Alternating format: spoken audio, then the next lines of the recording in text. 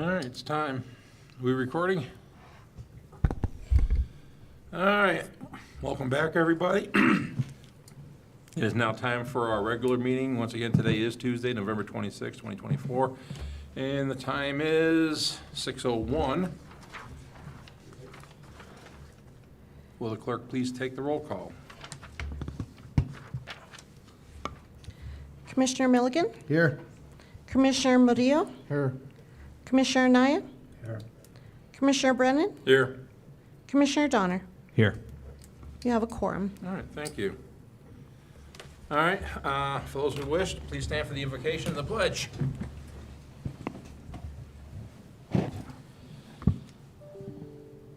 Heavenly Father, we come to you as a humble town. We ask for your guidance to help this body do the work of the people as best as possible. We ask that you watch over the townspeople going into the holiday season, keep people safe, keep our town prospering, and keep our country going the way it's going. In your holy name, we pray. Amen. I pledge allegiance to the flag of the United States of America and to the republic for which it stands, one nation, under God, indivisible, with liberty and justice for all. I salute the flag of the state of New Mexico and the Zia symbol of perfect friendship among the united cultures.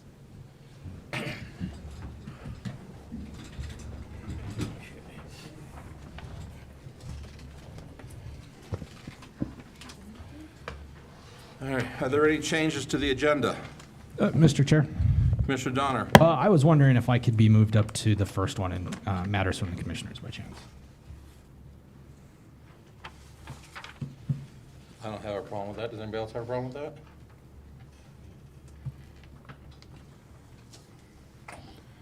All right. Mr. Chair, James McCracken. you and I discussed this earlier, but 9-4 for, oh, no, not 9-4, sorry. Look at the wrong, a 9-2 for the possible use of the book barn. Can we move that to December 10th? Okay, so 9-2, move to December 10.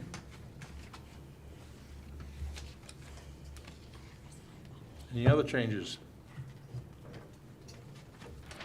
All right, so unless there's any objections, we will move on commissioners. Matters from the commissioners, Sterling Donner will take first place. And we are moving item 9-2 to December 10th. Are there any objections? Hearing none, the agenda is approved. Public comments, can I have the sheet?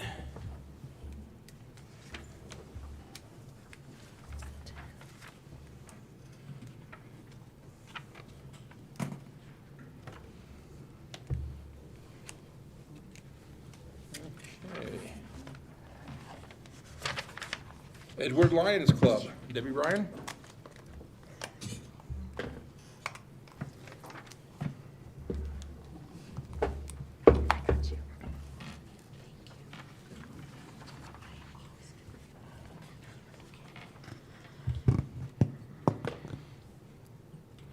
Name and address, please. It's Deborah Bryan. It's P.O. Box 1043, Moriarty, New Mexico. Thank you, Mayor. I don't even live here, that's it. 3 years ago, the town of Edgewood allowed the Edgewood Lions Club and the Edgewood Police Department to commandeer their parking lot for a day for our bike rodeo. And it has been a good partnership with the Lions and the town of Edgewood. At this time, I'd like to present the town of Edgewood a certificate of appreciation from the Edgewood Lions Club for your continued support of our bike rodeo. So, which one wants to come down and get it? Mayor McCracken? My fellow Lions. Yeah, but she's a lion, so she can bring it too.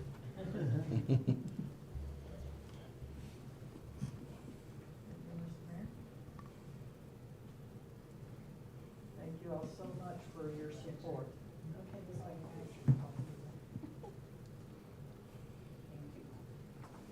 Thank you.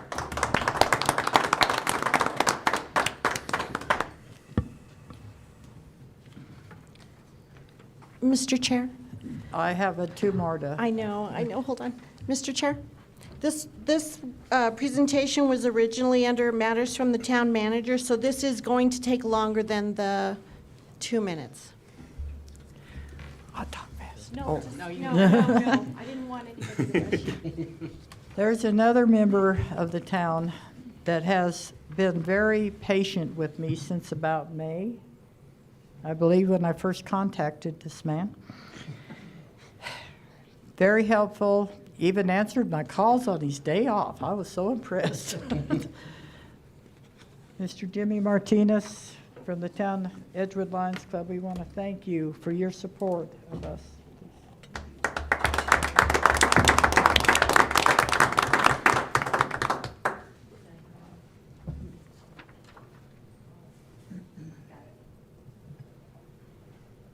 All right. Okay, and last but never, ever least, we have a team of men and women in this town that not only protect us, but are behind supporting the kids of this community 100%. 3 years ago, a gentleman by the name of Interim Chief Lovato at that time, had a name, jumped right in to help us with this rodeo. Then Officer Page came in, and again this year he came in and supported us under the supervision of now Lieutenant Lovato. Anyway, without their support, they do the competition and the bike safety class for us. The rodeo has become a big success. The kids have just enjoyed the police being there. So, Lieutenant Lovato, would you please come up and receive this certificate?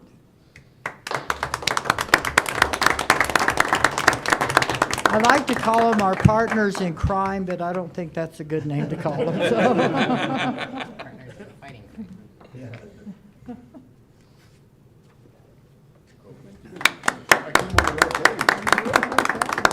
Thank you all so much for giving us the time, and thank you again for supporting the Lions of Edgewood. Thank you so much. Thank you, and we appreciate all you do.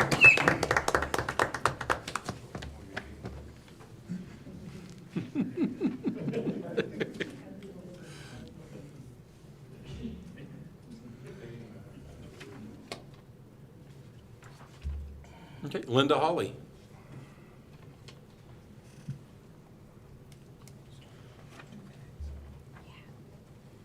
Name and address as usual. Linda Holly, 26 Vista Cerritos. On Thursday, November 21st, the town's Planning and Zoning Commission held a public hearing to consider an application by Campbell Farming Corporation for final plat minor subdivision. The notice of this public hearing was published in the Santa Fe, New Mexican newspaper. This newspaper is not in general circulation in Edgewood, much less in Bernalillo County, where the property in question is located. The purpose of a notice of public hearing is to inform the citizens of Edgewood of the business being conducted by our town officials. The town did publish a notice of public hearing about amendments to the cannabis ordinance in last week's issue of the Independent. Got it here. The citizens shouldn't have to search among different newspapers to locate this information. Your job is to serve and inform your citizens and to be transparent about it. This should be an easy fix, to publish all public hearing notices from the town in the local newspaper, The Independent. Are you serving your own interests rather than those of the citizens you claim to serve? Thank you. Yep. All right, does anybody else wish to make public comment? Okay. Consent agenda. We have any objections to the consent agenda as presented? Over here? All good? If there's no objections to the consent agenda, we can consider it approved.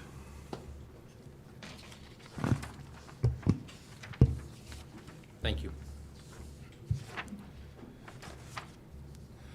All right, matters from the commissioners, and this is where Sterling Donner will go in first place. Commissioner Donner. Thank you, Mr. Chair. I just have a quick statement I'd like to read. Dear Town of Edgewood residents and fellow commissioners, I am writing to formally resign from my position as commissioner for the Town of Edgewood effective November 26, 2024 at the conclusion of tonight's commission meeting.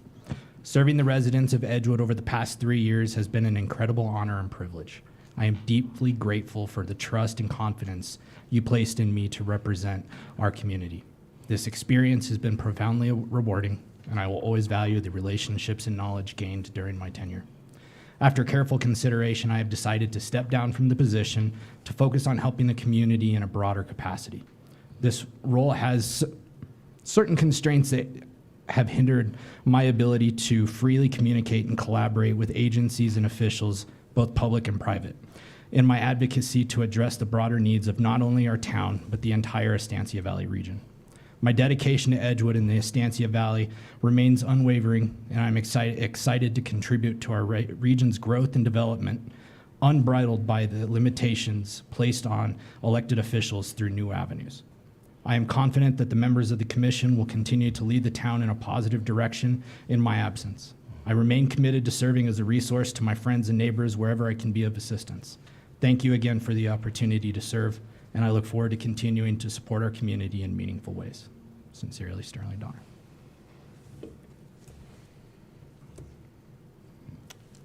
Don't know what to say.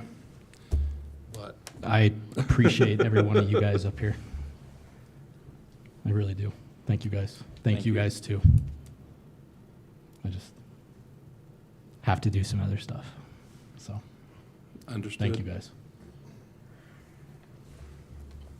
Okay.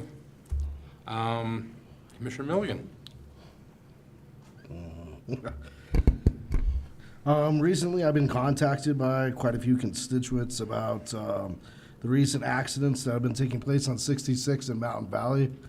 There's not a whole lot I can do about that, other than I can mention is reach out to your local representatives, Department of Transportation, to see what they can do about that. I know there's been a lot of incidents that have happened there recently, but that doesn't fall within the town of Edgewood. So definitely reach out to your representatives, DOT, hound them, so something can be done about that situation that's taking place there at that intersection.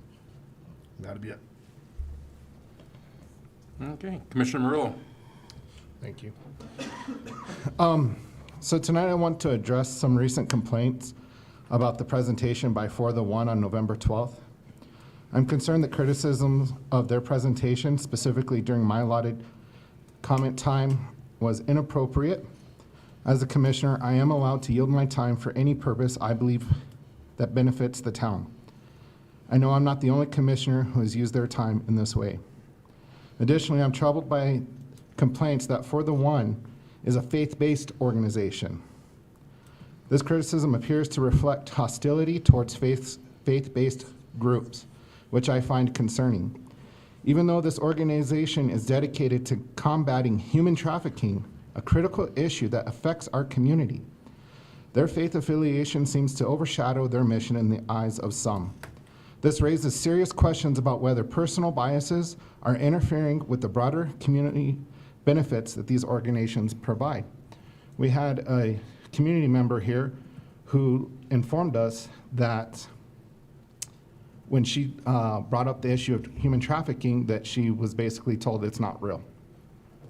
So obviously there's a lot of misinformation out there. Continuing, I am curious if this same bias and hostility extends to other institutions with faith-based origins, such as universities, hospitals, the Red Cross, orphanages, youth organizations, and even public education, all of which owe their founding in part to Christian values. Some of these organizations, for example, the Red Cross. The International Red Cross was founded by Henry Dunant, a devout Christian inspired by his faith to alleviate human suffering. What about St. Basil of Caesarea, established which is one of the earliest known orphanages in the 4th century? Or the youth organizations, YMCA.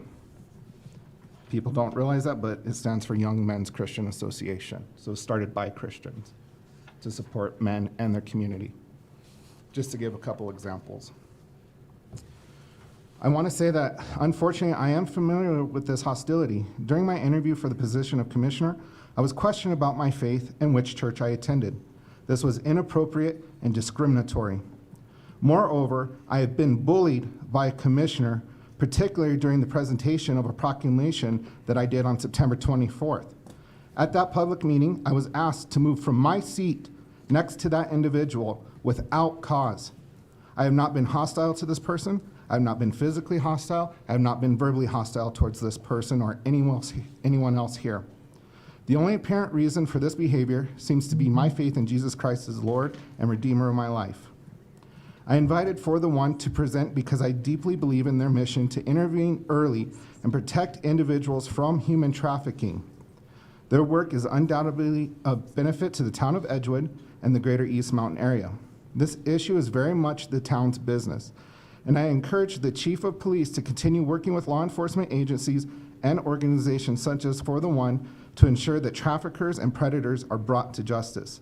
Let it be clear, human trafficking will never be tolerated in Edgewood, and we will fight it. Moving to concerns about town operations and civility. So, looking at town matters, I am frustrated by the disparaging remarks made about the road crew and their effort to build and maintain our roads. Criticizing their progress is neither fair nor constructive, especially given the current staffing limitations and the ongoing efforts to hire additional team members to meet the town's needs, even though they know full well that they have staffing needs at this time. Furthermore, comments made about the road department manager, including jokes about damaging buildings, are inappropriate, unprofessional, and can be interpreted as bullying. I publicly call on the individual making that comment to apologize to the road manager for these remarks. Finally, I call on that same person to publicly apologize to our town manager. The insult, the disparaging remarks, and in my opinion, vulgar comments directed at the town manager are completely unacceptable and undermine the integrity of our governance. We should all strive for civility and mutual respect in our role as public servants, focusing on what truly matters, serving the best interests of Edgewood. I yield my time now to that person if they would like to publicly apologize to the road crew, the road manager, and to our town manager.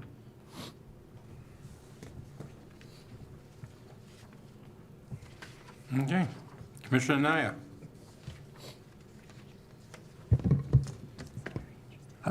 The only thing I want to do is just wish everybody a happy Thanksgiving. Be safe out there, and enjoy the festivities that you all have in your, with your family. And again, just have a happy Thanksgiving.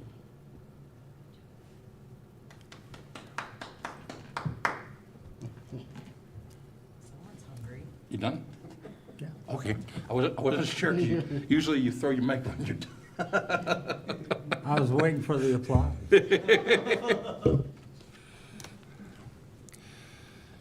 Everybody knows that, I mean, in my previous, occupation, safety was a big part of my job. And I still hold safety to be one of the most important things about us. We're going into the holiday seasons, and where a lot of us, we're trying to rush to get things done. Myself, I've been trying to get my Christmas lights up for the past 2 weeks. It seems like every time I turn around, it's rather snow, wind, getting called in the town hall. Says, somebody up there does not want me to get my lights up. But we all have to stay mindful of what's going on. If we let the not the urgency, but the busyness of the season get in front of us, we start to forget about our own safety, and we start to rush, and we start to cut corners. I want to see this town go through this holiday season without incident, without accidents, with all of us being safe and healthy and enjoying the seasons to come. And that also includes that when we start to partake in our festive activities, that please keep in mind that if you're driving, stay away from the adult beverages or have that designated driver to get you from point A to point B. And so that people like Lieutenant Lovato there does not have to go ahead and pull people over, write people tickets, take them to someplace they don't want to go, or God forbid, have to go identify them on the side of the road. We need to be our own keepers and be able to keep ourselves safe. So, like I said, keep your minds about you.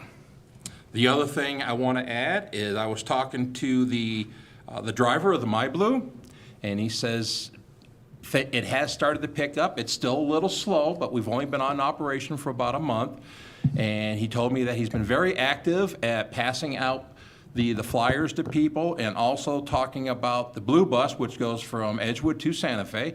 He did tell me, though, over the past month, because his dad drives the Blue Bus, seems to be a family business now, that ridership has increased going from Edgewood to Santa Fe. So more people are starting to take advantage of the Blue Bus. So I want to go ahead and thank the town people for utilizing the service and also remind them again that those services are available. They're out there. I am also going to take it up with the board this coming up the first Friday of December to expand out the service area, because the one thing that the driver was telling me is he's been getting requests from people that are just on the other side of the line. So if there's that many people starting to request service that are just outside the current boundaries right now, that we should start, I'm going to try to get the board to agree to expand those boundaries so more people can go ahead and utilize the MyBlue. I worked for almost 3 years to get that service here. We now have it, and I just want to see it used. And if there's there's people that are within the town of Edgewood that can use it, but right now are currently outside the boundaries, let's get them inside the boundaries so they can utilize it. And happy Thanksgiving, everybody. So now that takes us to matters from the clerk treasurer. Madam Clerk, floor is yours.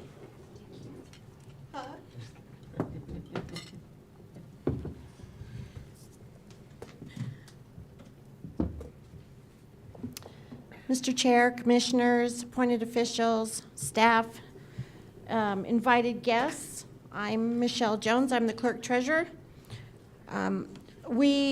I'm working on finishing our capital outlay requests in our system. You know, we had voted to put all our ICIP items on there. I have until December 13th to get that done. We're working on finalizing the procedures necessary to receive credit card payments online and in-house. We have a meeting, I think it's the first week of December, with a company called Payrock that works with iWorks, who does our business registrations. And so we're getting very close to having that up and running. And there'll be a connection on our new website where people can go on there and they can pay for our services online. So that's going to be very good. I'm working on submitting reimbursements for our current grant projects, and along with that, Town Manager McCracken and I are looking at all the grants like we talked about earlier. We're really working to get all of our grants in line and make sure that everything is up to date, and we are going to work on having a place where not only the commission but the public can also view all of our grants and see our progress. That is very important. We are working to ensure that all of our resolutions and ordinances are filed correctly and can be viewed online. That's another project we're working on. And I did reach out to the auditor to see what needs to be done for us to move forward. I'll probably have a conversation with him either tomorrow or next week. I also want to give a quick update. We did attend a training, and it was very productive. I attended a lodger's tax training, and you know we collect lodger's tax, and we probably had an advisory board at some time. I don't think we have one right now. But we do need to have an advisory board if we're collecting lodger's tax. So that'll be something that we can work on moving forward. I've also reached out to Town Manager McCracken, and she has reached out to a resource that can do our capital asset listing and our depreciation schedule.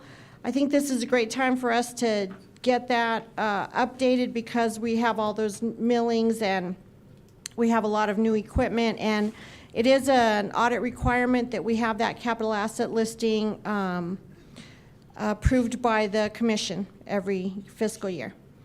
I'm also working on IPRAs. There's a lot being done at the state level to try to make the process equitable for the public that wants records and for those of us that are tasked with supplying the records. I've almost finished updating all the personnel files. I probably have about 4 people left that just need to bring me some information, and that also is a audit requirement. And that's my update for now. I stand for any questions. Any questions for the clerk treasurer?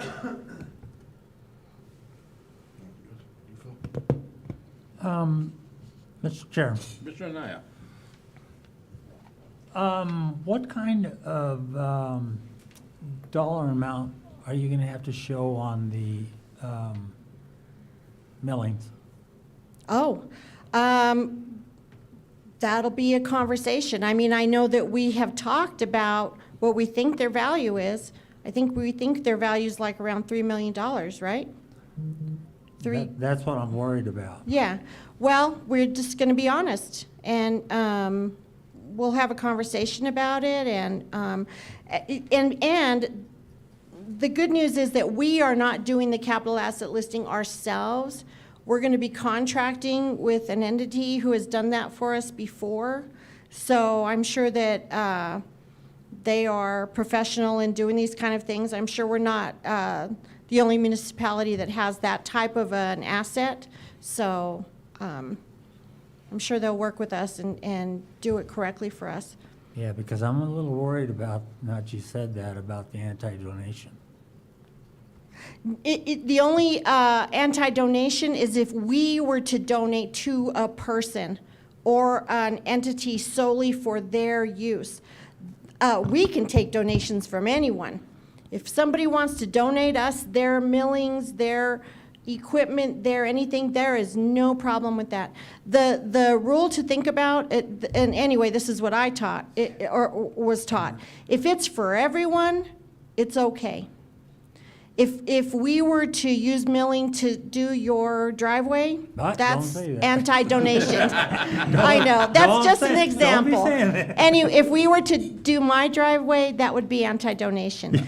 But for us, someone to donate to us, that is no problem at all. And for us to use those millings to do roads for our public is fantastic. Okay, I So- just kind of like that to be, Yeah, there's no problem with that. okay, thank And you. again, you all will be approving that capital asset listing, so you'll see all of it. And we need to be doing that every year. Oh, I agree with that. Yeah. Okay. Yeah. Anything else? Mr. Chair, Commissioner Donner? because we allowed them to use or to utilize our old town hall, doesn't that eliminate any sort of?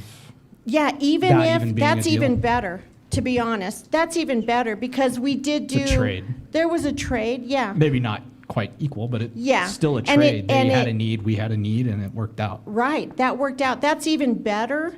But again, we can take donations from anyone, but that's even better to show that we, in exchange for the use of our old town hall, we receive these millings. That's a great situation. Dollar for dollar. Yeah. And for Commissioner Anaya, the estimated value of the milling, $7.5 million, and that does not include the road-based material that we got for free. Oh, 7.5. See, and what we do need to do is show that as an asset. Mr. Chair. We need to show that. Sorry, that was part of my update, actually, is that Mountain Estates is actually going to come out and actually do a true estimate of how much we receive, so then we can actually do the dollar amount. Perfect. Anything else? And to go on, add on to the anti-donation thing, I did look into it. If the town wanted to, if we needed to get rid of some of that, the town can go and actually sell it to the townspeople at a nominal cost, and they would be responsible for picking it up, loading it, and taking it to wherever it is, but, Are you looking at me because of Hawks? Because of my road? Yeah, and we would offer that to everyone. yeah, everybody within the town of Edgewood. Yes, that's the big thing to remember. If it's for everyone, it's okay. And when we were at the budgeting conference, I was asking those questions. It was a very good conference. Yes, it was. We learned a lot of stuff. Anything else? Okay. Thank you guys, as always. Thank you. And Manager McCracken, sorry, I didn't mean to step on your. And I took some of yours.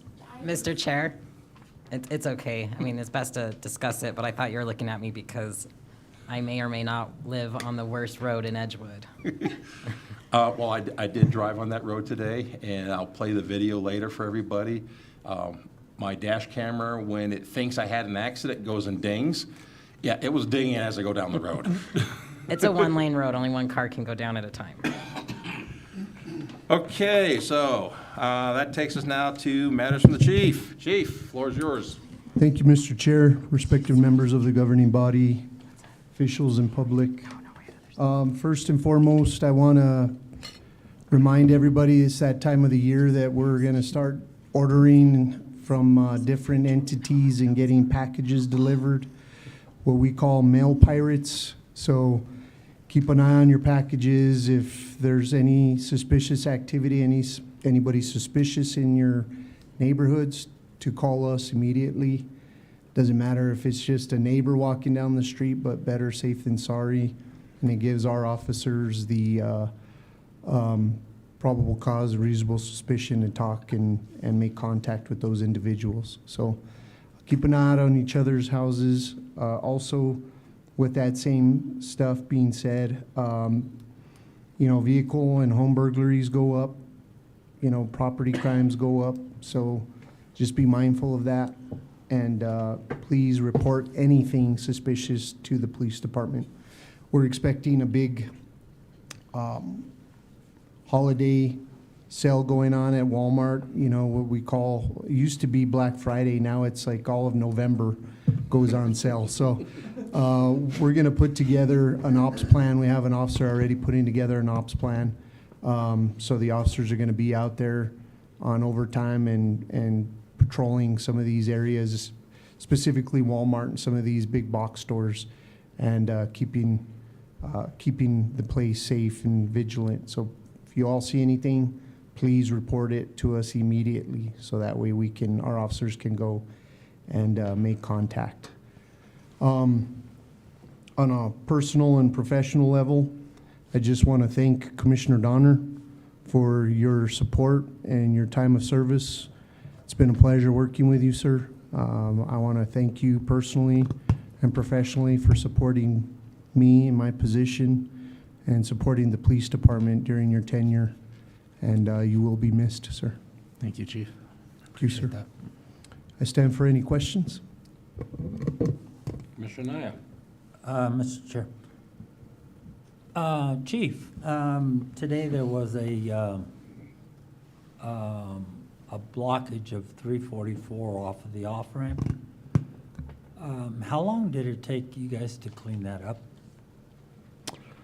Mr. Chair, Commissioner Anaya, I'm not familiar with that blockage. It must have been pretty quick, but I don't know if LT Lovato, do you know how quick that blockage was rectified or removed? Mr. Chair, Commissioners, Mr. Commissioner and I, are you speaking of yesterday? Because we had yesterday, yes. There you go. It was So a van that it didn't take us rolled over. 24 hours, I'll tell you that. So yes, we had a bread truck roll over. That box truck rolled over, and What kind of truck? a box truck. It was actually a box truck carrying bread. So if you guys like your bread smashed, A lot of dough. right? So Were there eggs in there too? essentially, when my officers requested the tow truck, they requested an oversized tow truck. The tow truck company actually just sent out a regular tow truck. So they had to reach back out to the company to get the oversized truck, which delayed it even further. So it was probably, I'd have to estimate about an hour and a half, 2 hours that it was blocking. So did we have to divert traffic a long ways around town? No, not necessarily. So what they did is until it was absolutely necessary, they left one lane open. And when they needed to actually flip the truck back onto his tires to get it towed away, that's when we had to do the diversion. Yeah. Okay. Which does take a limited amount of time, but as far as that portion, it wasn't the full couple of hours. That portion was a small portion of that.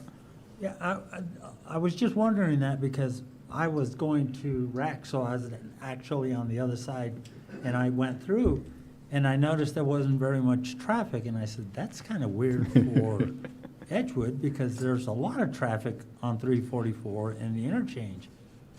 And so I didn't know, at the time I went through, it was blocked.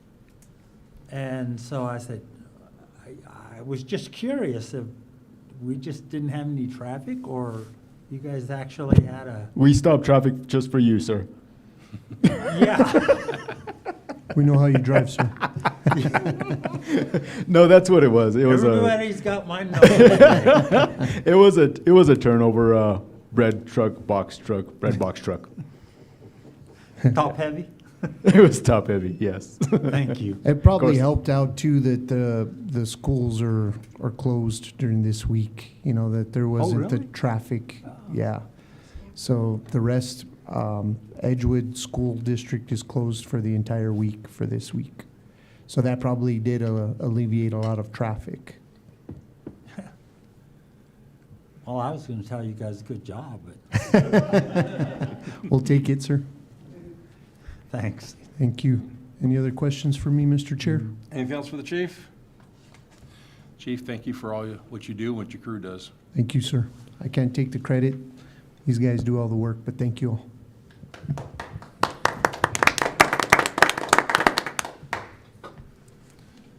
All right, Manager McCracken, matters from the manager. Mr. Chair, Commissioners, my fellow appointed officials, staff, and community members, I also want to wish everyone a happy Thanksgiving. I know it's coming, and it's nice to be together with those that we love.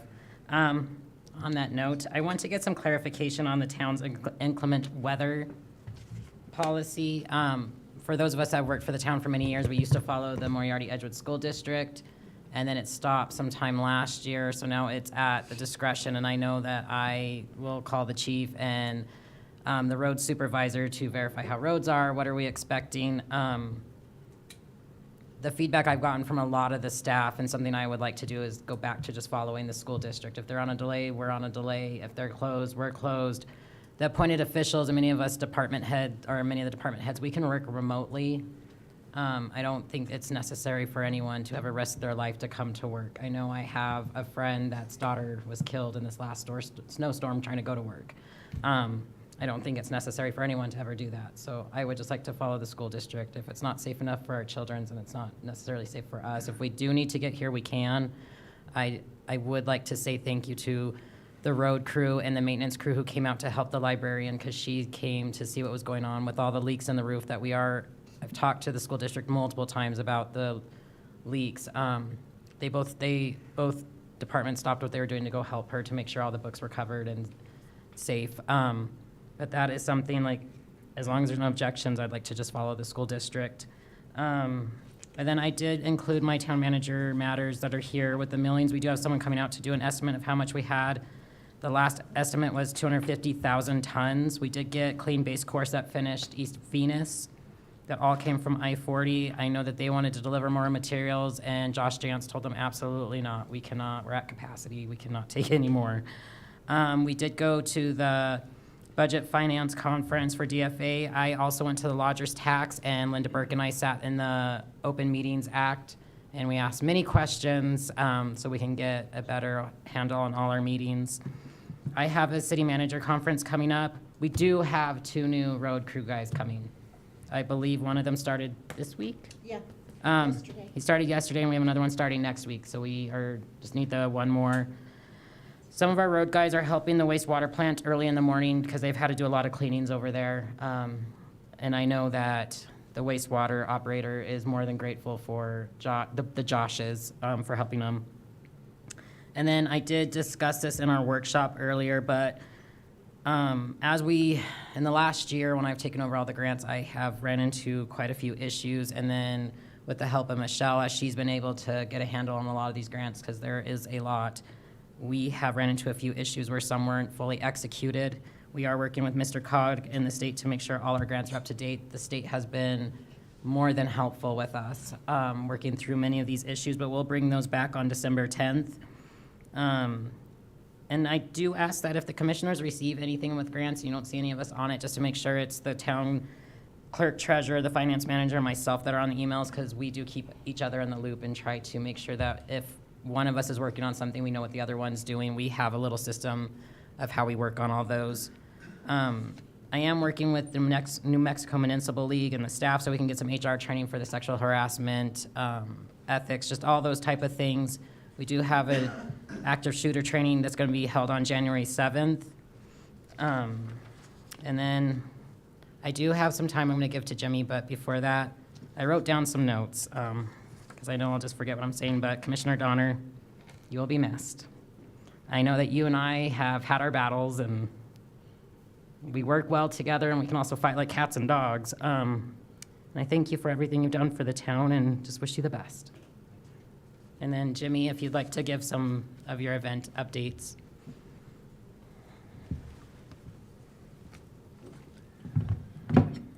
Thank you, Nina. I just want to go over some events that are coming up for my tree lighting event. I'm actually doing 3 events on one day, which would be December 7th. And so the first event that's going to be is a reindeer run. So it's a 5K run. We're basically going to use the same course like we did for the 25th anniversary. We'll use the same course too that we did for the Moriarty District meet that we had just a couple of weeks ago. The reindeer run will start at 9 a.m. Anyone and everyone is welcome to sign up. If you want to sign up, you can go to our town's Facebook or website, and on the website's on the calendar.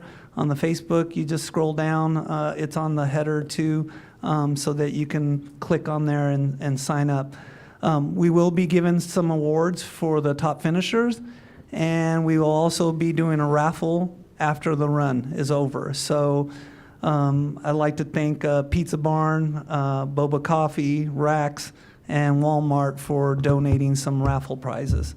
The next thing that we're going to have for the tree lighting event is a Christmas parade, which simulates the Twinkle Light Parade that they do in Nob Hill. That will start at 5 p.m. With the assistance of our roads crew and our police department. We're going to block off 344 from Venus all the way to Dinkle, and we'll come out just like we did for the 25. We'll come out Venus, go down 344, and this time we'll end at Venus Park.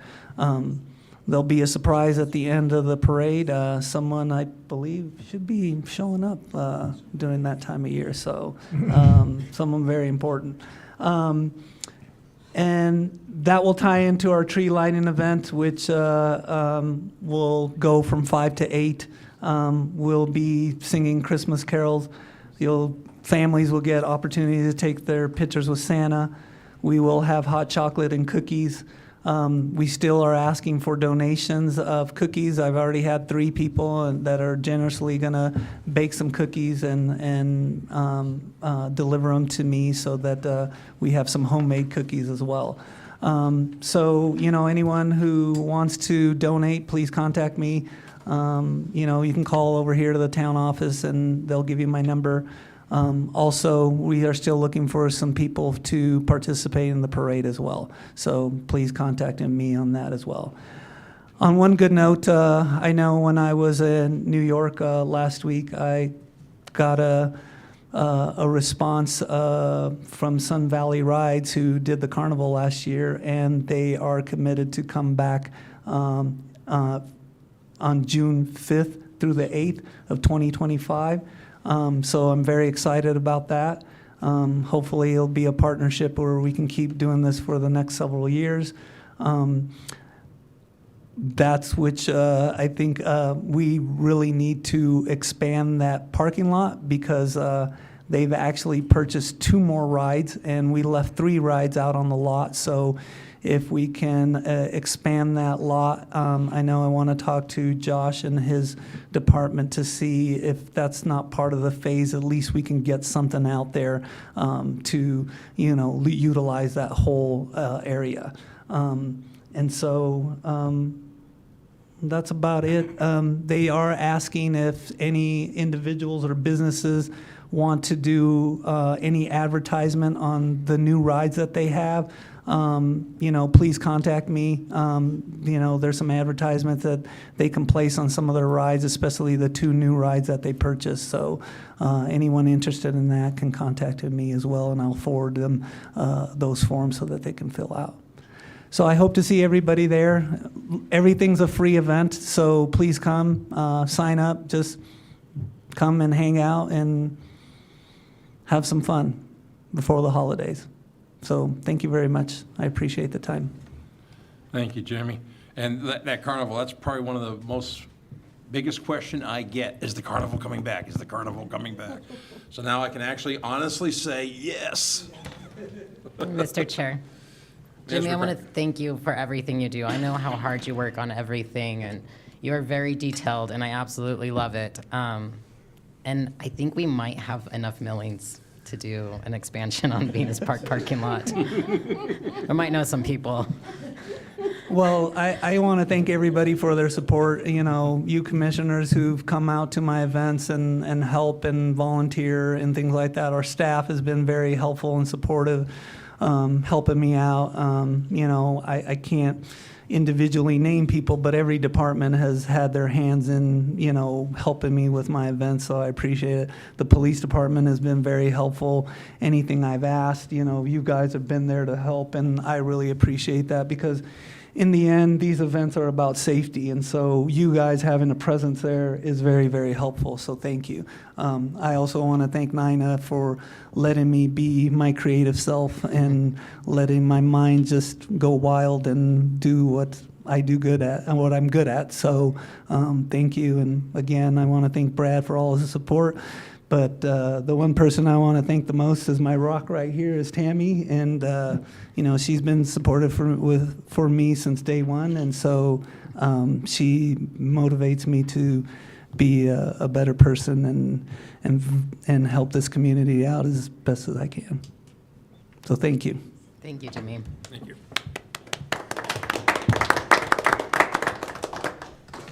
Your people can contact his people.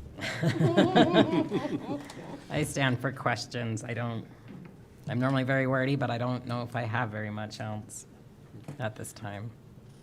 Any questions for the town manager? And thank you for all that you do. Thank you. You do a very good job. Oh, You do. thank you. You do. I did have something else. Now that she says that, I'm sorry. It has been a very long, long year with a lot of ups and downs, as we all know. And I don't know how many times I've walked into Michelle and Linda's office to tell them thank you, because I honestly don't know how I've made it through the last year, but I know that they have been a huge help. I know the staff probably feels the same way. I know Chief Jimenez is probably really glad to not be Chief Clerk Jimenez anymore. I'm pretty sure he's the only reason why I made it through. I mean, on top of a really great staff who was willing to roll up their sleeves and help. I was telling one of the new finance ladies that I believe there was at one point that the road crew came to help with invoices. This is a team. I feel like we have a really great team, and I know I'm really grateful for Michelle and Linda. My workload has decreased. We all know that I was working too much, maybe, kind of. And so I think I'm down to not working as much, and my family actually knows who I am again. So I do want to tell everyone thank you. And it is, as Jimmy said, you ask for help. There is never a question. I know that probably IT has ran into that too, that everyone will show up. That I think we do really have each other's backs for the most part. Absolutely. Well said. Thank you.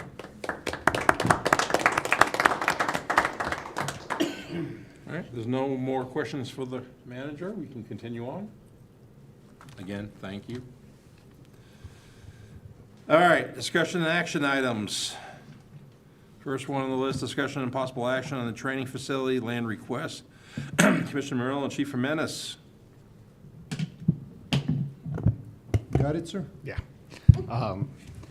So, yeah, for right now, if Lieutenant and Ryan could come up, they do have a presentation that I think will be useful for our discussion and action item that I'll be requesting. Mr. Chair, Commissioners, fellow staff, community members, I would like to turn over the mic to Detective Ryan Collier. He's worked his butt off on this here presentation, and I'm just here for the hard questions, and I hope that you guys don't have any. Did everybody get a copy of the presentation in their packets? If not, we have a few to hand out. It should be in the packets. Everybody has one? Okay. And Detective Ryan Collier.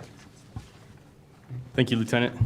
Mr. Chair, Commissioners, appointed officials, members of the community, thank you for your attention. I'd like to talk about the proposal for the Edgewood Police Department Training Center. My name is Ryan Collier. I'm a detective here with the Edgewood Police Department. I've been in law enforcement for 7 years, and I can honestly say the year and a half that I've been here at Edgewood has been a breath of fresh air. So thank you guys for your support and your continued support in that matter. Moving forward, this thing. There we go. Is that me or you? Okay, no, it's me. Okay. First and foremost, the introduction would be in response to the growing need for enhanced law enforcement training and operational efficiency, we propose the development of a state-of-the-art training facility for our police department. This facility will address the increasing demand for rigorous and realistic firearms training, improve officers' marksmanship, decision-making skills, and contribute to overall public safety. The objectives are enhanced training. It'd provide a controlled and safe environment for officers to develop the necessary skills to keep us out of trouble, to keep us safe, and keep the community safe. It would increase safety. It would reduce accidents and enhance officer safety through regular and realistic training scenarios. It would keep us operational ready, ensure officers are well prepared for high-pressure situations requiring precision and judgment.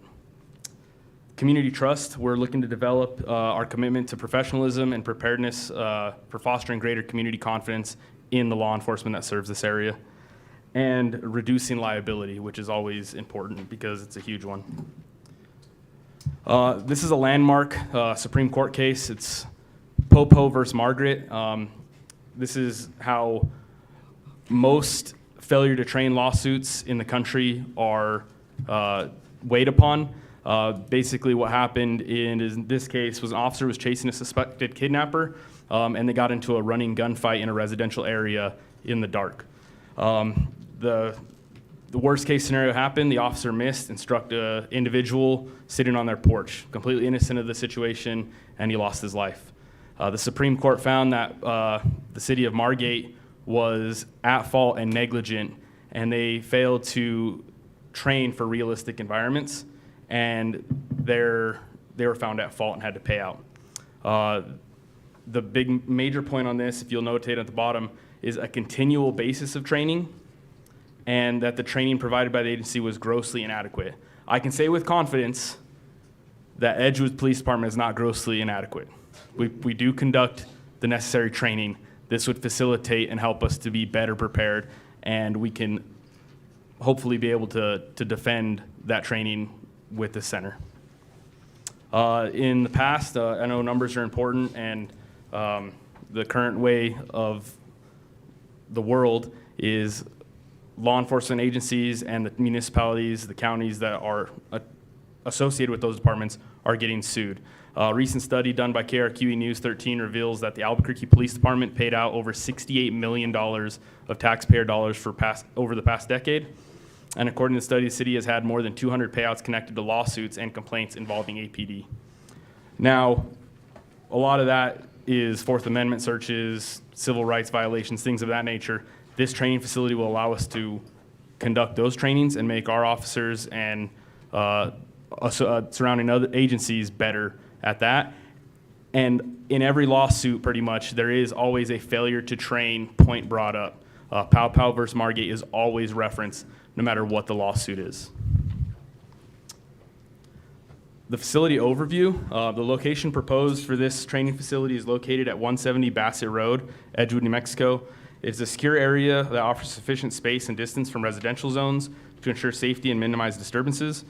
It also located within the town limits. Every training venue that we currently use right now is located outside of the town limits. So if you'll put your attention to the map, this red dot or red box is where we're proposing. This is Williams Ranch Road, or I'm sorry, Williams Ranch Road is approximately right here, and this is Church Street. It's actually off of Alexander and Bassett Road. This is the wastewater treatment center. Moving on to the next slide, this is just a zoomed in version here. I'm sorry, and then north is obviously up here, south is on the bottom. The police department and intersection is over here. Venus Park and the town buildings are over here. This is a 40-acre lot that is currently owned by the town of Edgewood. We're proposing 20 acres be set aside for this training center. The red line, red box here represents the boundaries of our 20-acre lot. The green lines here represent the berms that we would build up. And I could scoot into the next one. This is a future training building classroom, and then this would be like shade structures for longer range shooting and training.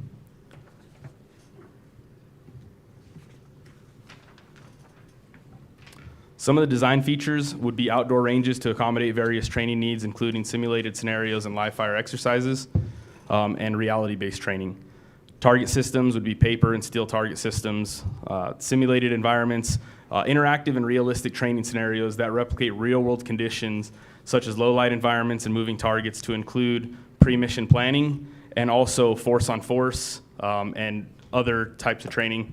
The safety measures that we would bring in would be comprehensive safety protocols, including bullet traps, which would be our berms, and proper ventilation. It's exterior. It's not an indoor range or training center, so therefore we don't have to worry about any kind of ventilation issues.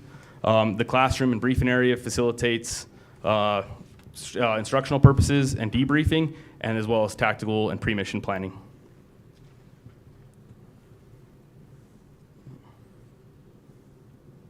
Is there any way you could click for me? Now you need help. Yeah. Some of the design features would be outdoor ranges. We're looking at 15 to 20 foot high berms. We would have plenty of bullet catching. We would have space and area to move around and train. Next slide, please. The targets system, we would like to utilize this trench system that allows us to move targets along the firing line and the target line, allowing us to do our department quals and things of that nature. We'd use our paper targets and other stands to be able to set up more realistic environments, and then we would employ some steel targets. A classroom for the area would be beneficial. It would allow us to, again, pre-mission plan, debrief situations, critical incidents, things of that nature, and also just have the boring part of training, the classroom portion, where we go over the case law, the safety aspects, all that stuff that's super important to this. Currently, the Edgewood Police Department utilizes several ranges in the East Mountain area. We utilize Bighorn Gun Club, MAGS or Armaspec in Moriarty, and the Core Civic Shooting Range in Estancia. Now, there's some pros and cons to all these ranges. Most of the cons are none of them are within the town limits of Edgewood. They're all in Torrance County. The closest one is the 13-minute drive. The furthest one is a 33-minute drive. Two of them are not restricted to law enforcement use only, so that means any public member can go in and shoot at the exact same or train at the exact same time as law enforcement, which takes our attention away from the training we're facilitating because, as we know, cops are getting ambushed all the time in those kind of situations. Core Civic is restricted to law enforcement and corrections, but it is the furthest one away. There's also limitations to what we're allowed to do on these ranges. At MAGS, we are not allowed to move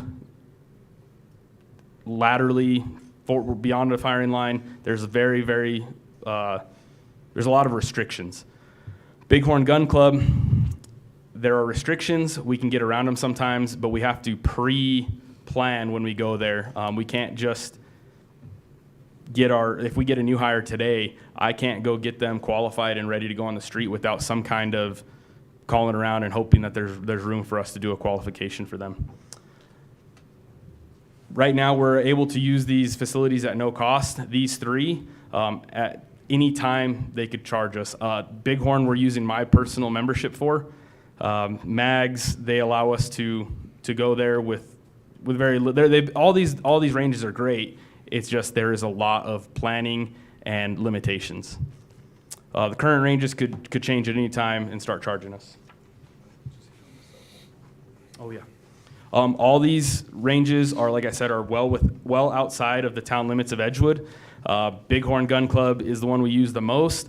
Cell phone reception is a little bit spotty there. Radio reception is spotty, and then the time for us to respond is 13 minutes. It doesn't allow us to, if we get a priority one call, we have to pack up all of our gear, make sure everything's secured before we can leave. If we had a facility of our own, we could leave that gear out because it's in a secured facility, respond to that priority call, and then come back. Commissioner? It sounds like, sorry, Mr. Chair, may I? It sounds like you're also limited on some of these other ones, the distance you can actually shoot at. Yes, that is true. The most we can shoot at Bighorn is 200 yards. Mags is 25, and the Core Civic range is 50. The big thing is just realistic, reality-based training is limited. We are restricted to a static line majority of the time, which is not realistic in a real-world environment. Yeah. Sorry, I just wanted. No, thank you. That was a good something point. I was realizing there. So. Thank you, Commissioner.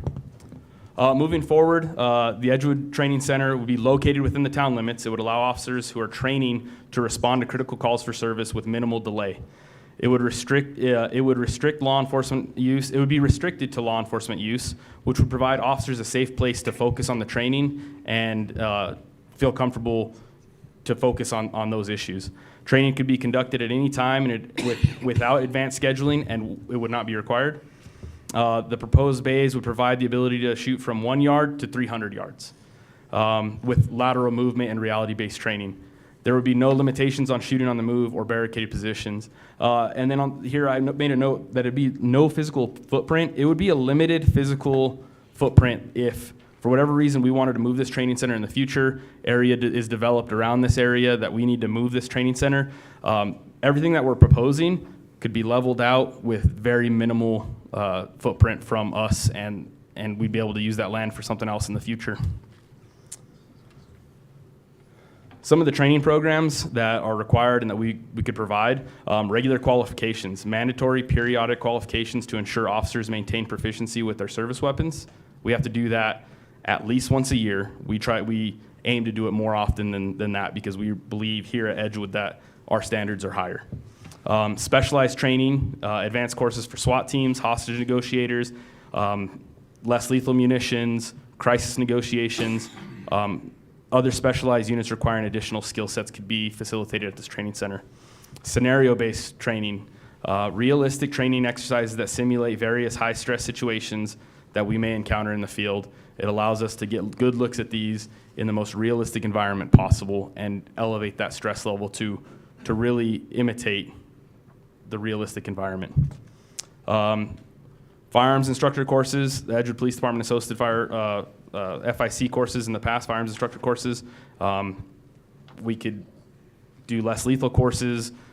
We can do all kinds of different courses using this facility. Less lethal munitions, mandatory periodic qualifications to ensure all officers maintain proficiency with their less lethal munition systems. We have to fire practice rounds twice a year. We need a place to do that. Budget and funding. The estimated cost, the property at 170 Bassett Road is already owned by the town of Edgewood, so there'd be no additional cost. The proposed classroom that was in the slide earlier is already owned by the town of Edgewood. There'd be no additional cost.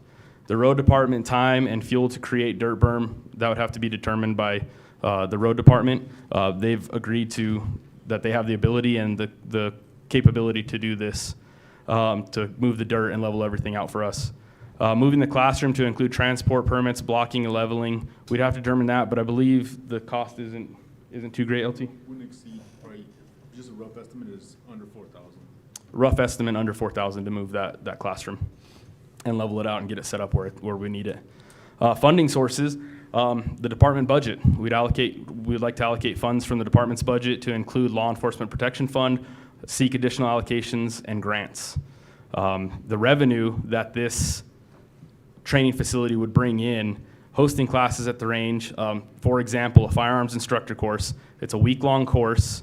20 students would be about $30,000 that we would bring in off of one class. In conclusion, the establishment of the dedicated training facility will significantly enhance our police department's ability to train more effectively and ensure officers are well prepared for their critical roles in maintaining public safety.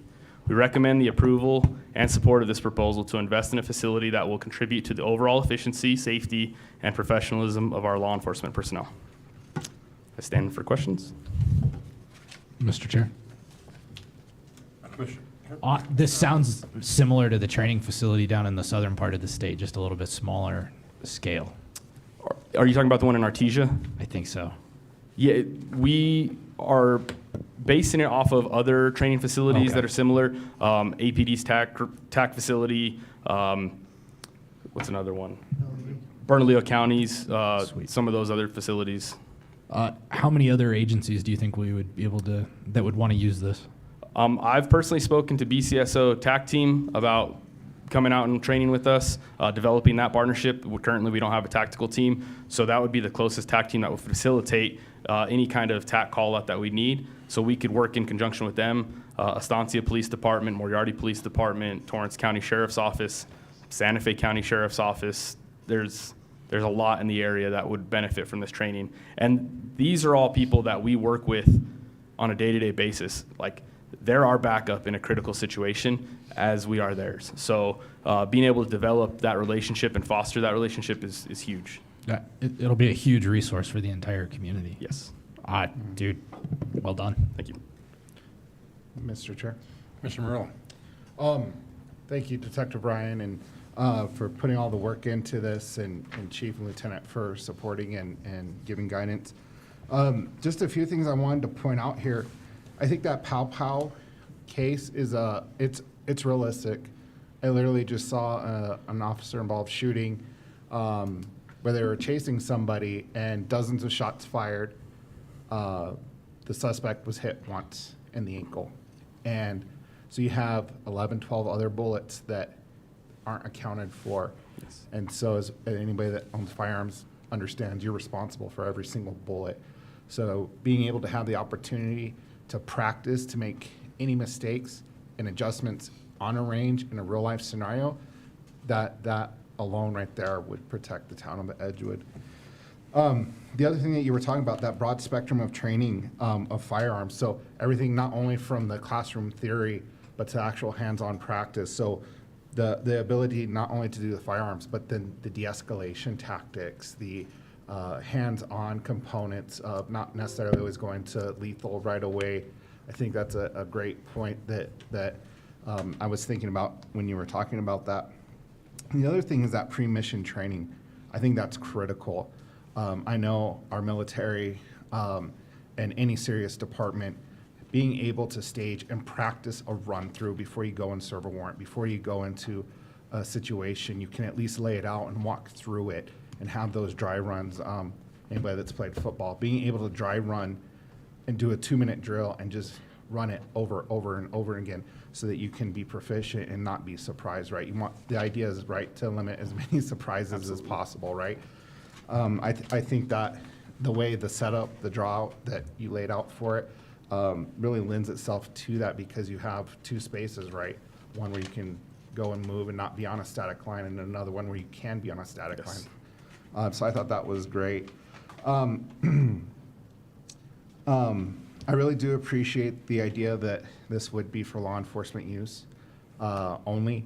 I appreciate that you guys are thinking, you want to be not distracted, right, of other shooters on the line that you don't know their background, you don't know their intentions, you don't know their understanding of the 4 rules of gun safety, right? Controlled environment. Muzzling fellow people on a line is awful. And so I think being able to have a place and a space where you can not have to worry about that and you can concentrate on your task at hand is super important. So I think you nailed that on the head. And then one of the things I do want to mention is that Lone Wolf training that was done last year at EVCA. I was fortunate enough to be invited to participate to play one of the characters, and just the lessons learned of when you can and can't shoot. There was a very specific example of a person, and because their back was turned to them, a lot of folks didn't shoot. Right. But it was an active shooter scenario, and went through the case and the law, and is that acceptable?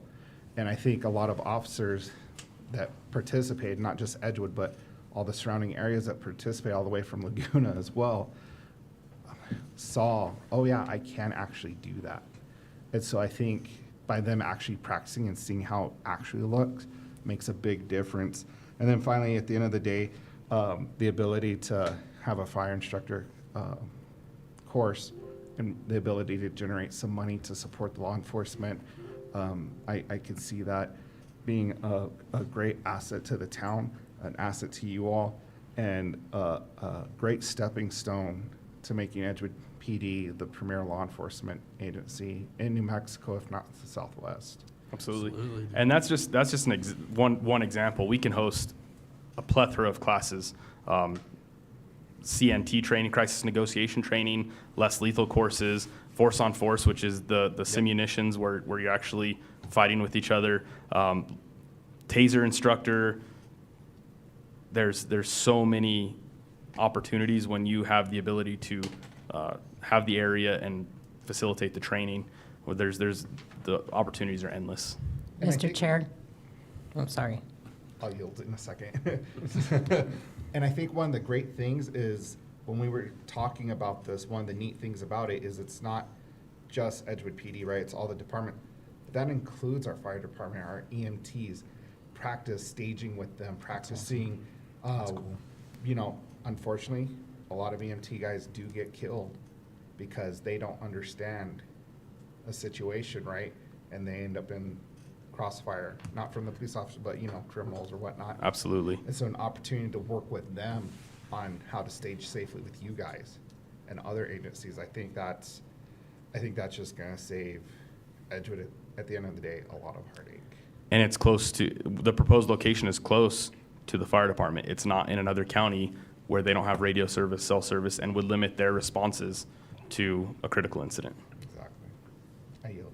Mr. Chair, well, I'm glad that Commissioner Murillo went first because mine kind of piggybacks off that. But I know recently we had a concealed carry class that was open to all staff, and I know that would probably be another use for this as well, that there could be some of those ongoing courses. And I mean, obviously you guys aren't gonna move berms and stuff like that, but it could be a place for the maintenance and road crew to also do whatever training they need to, a place that's away. I know that they were using Venus Park to do some of, like the road crew was doing some stuff at Venus Park, but that could be a training facility. I know sometimes we have to use the chambers or we're looking to find a place, but that could be another option out there. It seems like that could be a town-wide type thing that we could offer classes. I know Tejeris does that and some other places that have the room. You know, when I was looking over there, I missed the part where this has the possibility of earning revenue. And if we're going to be inviting other entities to come here and train, we've got to be a cut above and professional. The building the classroom that you were referring to, there is no facilities in that thing. It's a box. I was talking to Chief about this earlier. I think it would be a good idea for us to go and start looking into what would it cost to get a double-wide module, like a construction building, which they will have bathrooms, they will have kitchen facilities. A lot of them already will come up already with an office or 2 offices already, so your fire instructor will have an office in there where they can keep their records, and would also make it a more professional type operation where we could, wave the flag on it and say, hey, look, this is Edgewood. Come here and train with us. I don't think that building over there is going to actually meet the demands that you're going to need. And so I would add to that we would go out and start looking at. I know some of these construction module type buildings, you can get used ones, but being in the construction business as long as I was for sites, yeah, once those get to the point where they're being sold, they're kind of ragged. But there are a lot of these manufactured home builders. You can go and basically have a manufactured home which has 2 rooms, the kitchen and the bathrooms, and the rest of it is wide open. I think it would be worthwhile for us to investigate on what the cost of one of those would be. I think that would suit your purposes a lot better and last a lot longer. Because also the age of that building, I think it's older than most of the people in this room. Mr. Chair, if I may. Chief. So, I think we would, as a department, I think we would be happy to be able to do RFPs if you all give us the approval to do so. Our biggest thing is the approval to get the land and to use the land so we can start making arrangements and doing some dirt work when the road crew has some time to do that. 'Cause, it's gonna get pretty cold here, so if there's a time where, the road crew can be out on the roads and they can go start working on that and start building some berms, I think that'll help us, and then it'll give us an opportunity to go get quotes and bids on modular buildings, or I know you suggested possibly even Clayton homes here. Yeah, I was just using that as an example. Yeah, so I don't think any of us are opposed to that, because we do want to make it a state of the art facility. So, Mr. Chair. Commissioner Donner? I may have missed something here. Why couldn't we use that building temporarily then? I mean, that way it would be, if they're going to go out for RFPs, at least it would keep them out of the elements. And like you said, it's getting ready to get cold.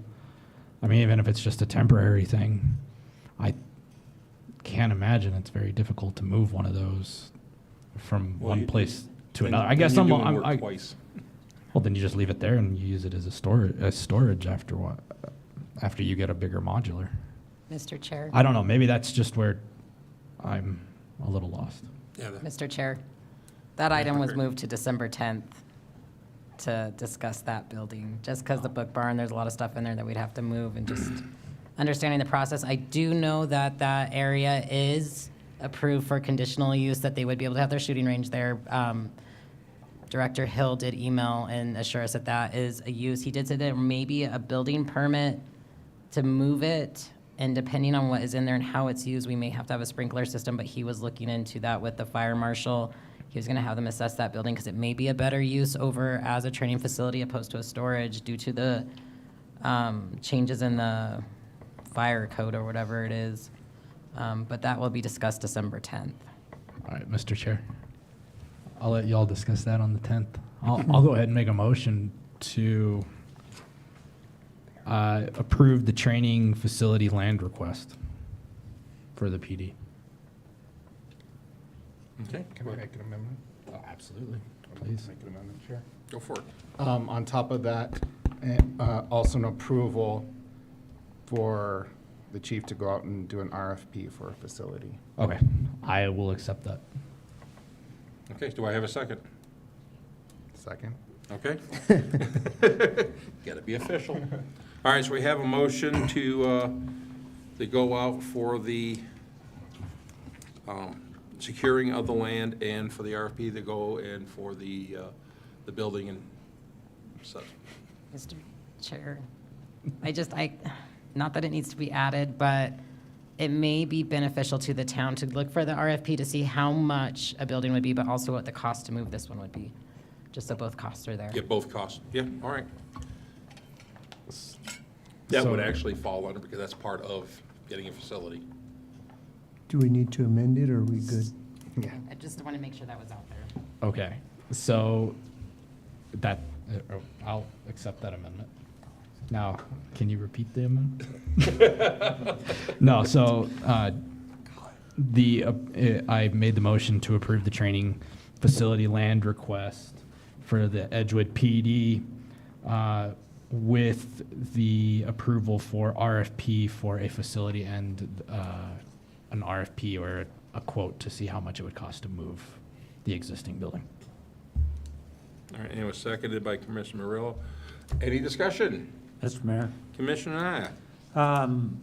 Along those lines, on the motion, I think we need to add in there that all of the structures be mobile.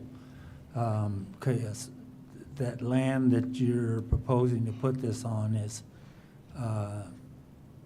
for the wastewater treatment plant, and the expansion that we'll have to do on those for the lagoons go quite a bit ways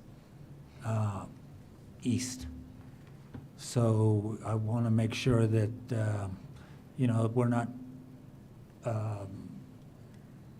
building something that's on a concrete base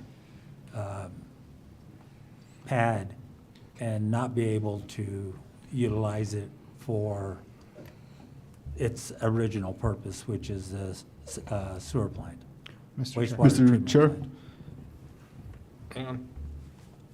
Lieutenant? Commissioner Knight, so our intention is to leave no physical footprint, meaning if the town says, hey, we need you guys to go to a different area, we pick up, leave, and there's almost no sign that we were ever there. Okay.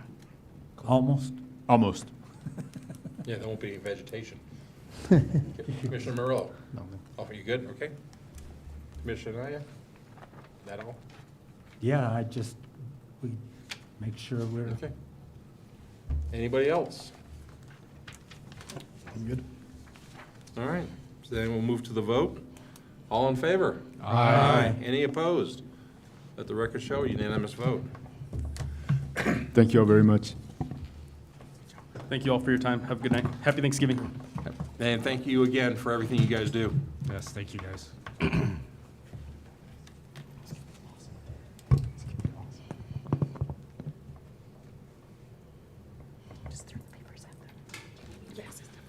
All right, the next item 2 was moved to December 10th, so we go on to item 3, discussion approval to obligate remaining ARPA funds toward wastewater plant improvements, New Mexico DOT grant match funding, and road engineering. Thank you. Okay, so at the last meeting, I talked about the ARPA funds, which is funds that we received from the U.S. Treasury during the coronavirus, and that we had received approximately $1.6 million, and we reported what we spent in the last fiscal year to the U.S. Treasury. We had a remaining balance of $501,884.85. So we talked at that last meeting about possible ways that we would want to spend this. What I gave you today is just a little spreadsheet of the ideas that we are proposing, and then some little supporting documentation. So the first thing is I spoke to Mr. Jantz from the road department, and he said that they really desperately need another dump truck with a salt spreader. And he did give me several quotes, but I just gave you the cover sheet of the one that he really would like to have, and the cost is $316,871. And then I did speak to Michael Garcia from Wastewater, and he needed several different items, and I gave you the whole packet. In this packet is several quotes for the same item. So really, because, you know, above a certain amount, you have to have 3 quotes. So the total here is approximately $178,000. So I put that also on the cover sheet. And then we had also talked about the fact that you can use this money to supplement your matching funds. And I gave you a copy of one of the grants that I think we should try to use some of this money for the match. Now, the thing about this is, this grant is for West Venus Road, and the match is $37,300. So we couldn't use it, we couldn't supplement the whole match, but we could supplement $7,000 of the match. So what I'm asking today is, if you agree with this, I can go back and speak to Mr. Jan, speak to Mr. Garcia, and we can finalize these amounts. I can create purchase orders and submit them into the U.S. Treasury system to obligate these funds. Same with the match for East Venus. I can do a purchase order and we can obligate these funds. They have to be obligated by the end of December, and they have to be expended by 2026. So we could, you could approve this today and I could move forward, and if this wastewater, for example, if this total comes in a little bit less, I can move the balance to the match, and that would help us more with the match. We also have another meeting December 10th, so if you want to think about this a little more, we have another meeting on December 10th. It can be a broad motion, it can be a very specific motion, whatever you guys want to do. This is basically based on what we had talked about. And I know I did find out that, yes, you can use these funds for engineering for roads, but we're probably not going to have enough. If we don't do that dump truck, we would have money for road engineering, but that would be up to you guys. Mr. Chair, the clerk did go through, we talked about all of these items and the needs that we have. The wastewater does have quite a few items that need to be replaced. And then our salt spreader, we only have 1 truck right now, because one was so old that it just finally, Josh Jantz worked probably 40 hours straight during the last snowstorm, having to constantly repair one of the trucks. So it is a need, especially if we're expecting more snow this winter. And then with the West Venus, we do have that match, and might as well use funds where we can. Yeah, we did talk, and we feel that this would be the best way to expend these remaining funds. But of course, it's up to you. Mr. Chair. Commissioner Naya. Michelle, what I'm reading over here is items for the wastewater treatment plant. What do we have left in our budget for maintenance? Oh, I couldn't tell you that You know, at this the moment. reason I'm asking that question is because a lot of this stuff that I'm reading here is stuff that is pretty much a maintenance items. And he does need them. right. I could absolutely look at that and make some of those moves. Absolutely, I could do that. If I would think that if we have that in the budget, that we could utilize that for that and still be able to get the truck. But, I don't want to have the wastewater treatment plant go into the red either. Right. So- So what I could do, I could certainly look at what we have available in the wastewater fund for these items, and I could see what I could pay out of that fund, and then we could pay the balance out of these ARPA funds. I could certainly do that. Okay. Yeah, thank you. yeah. That's a Mr. good Chair. idea. And then we would have more money for the match. There you Mr. go. Murillo.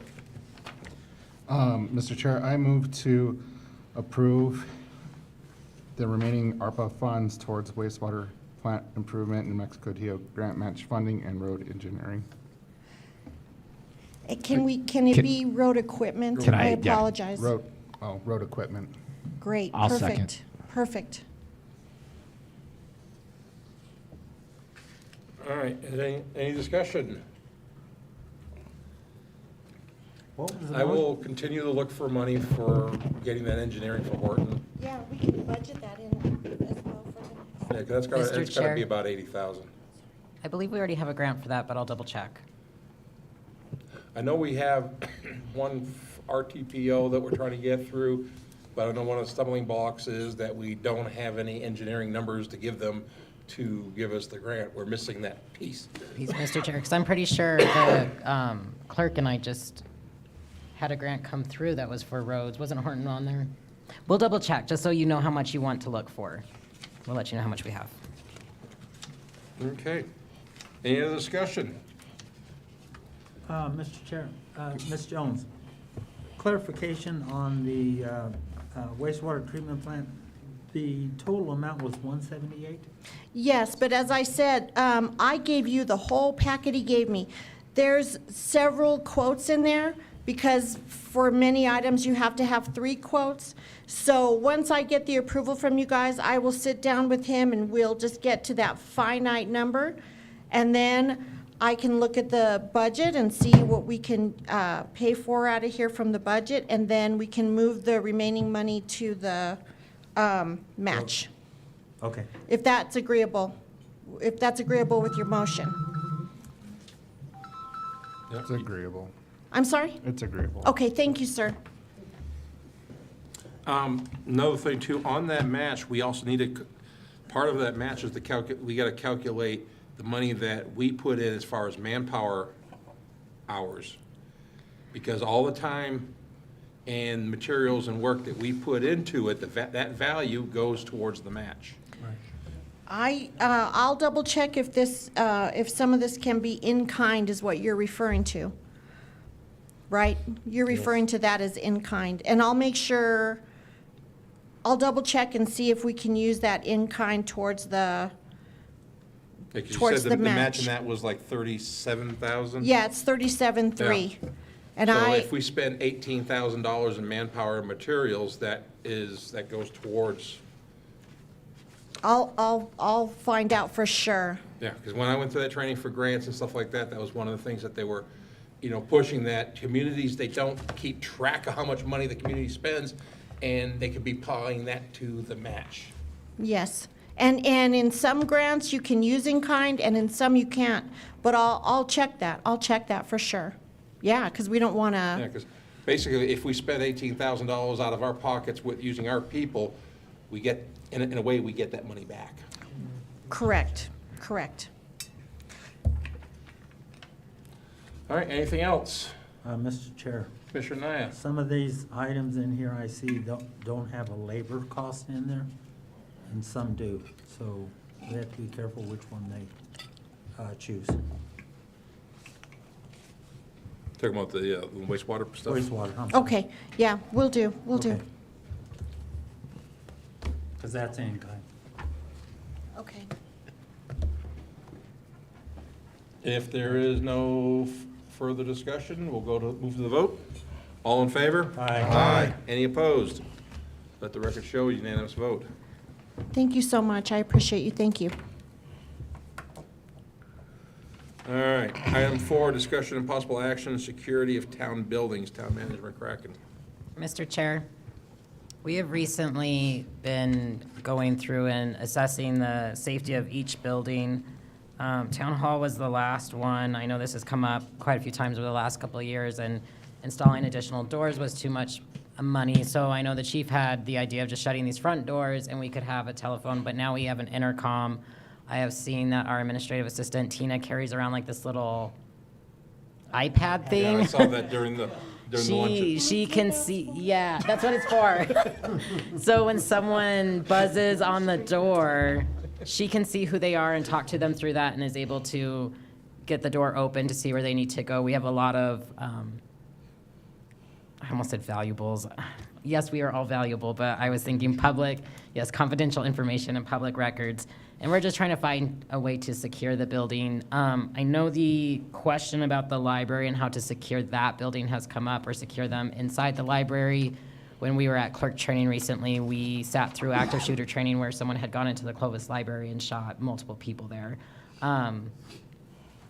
Library is more of a difficult area to secure. I know in the city of Albuquerque, there's metal detectors. I went to high school with metal detectors. That's just part of the course of the world we live in. But I do know that there was some feedback that people thought we were on lockdown or that we were just shutting people out. I did want to bring it up that we do have this intercom system that I believe is through the same company that our camera system is in. We're going to try to change all our door swipers to that. I just want to make sure that this is something that if the commission has any concerns or problems with, that we can adjust or change what we need to. I believe all the other buildings are fairly safe. I know working at the police department, the ladies are behind a locked door. No one can get to them. Same with the courts. Animal controls may be one that is a little bit questionable because people can still get around the desk. But just some input on how the commission feels that we can make sure the ladies in the library are a little bit safer. They don't really have an easy exit or anything like that from where they're at either. But we want to make sure they're just as safe. I know in the past when it gets dark like this, law enforcement often does some closer patrols at night and double checks that they are safe. We have had issues with someone who open carries in the library that is suspected of drinking, but we can never catch them. But I know that they find bottles occasionally in the bathroom. So there is that concern for them. I know it is a public space and libraries are a little bit harder to lock down. But we could do the similar intercom system, but I don't know how many problems that will cause for the library. Mr. Chair, Commissioner Donner. I think it's a great idea. I just think we need to have some sort of protocol in place showing exactly what needs to happen. I mean, if we just do it, the community will probably come out and not be very happy about it. But if we have a protocol and something to present to them, I think that would probably alleviate some of the headaches that we might face later on. So I think it's a great idea. Mr. Chair, Commissioner Donner, thank you. I do know, because I've tried to think of different ways for the library, we are an open carry building, so a metal detector wouldn't really be beneficial to the library. But the library is not an open carry. That's in that, and I believe that's written in the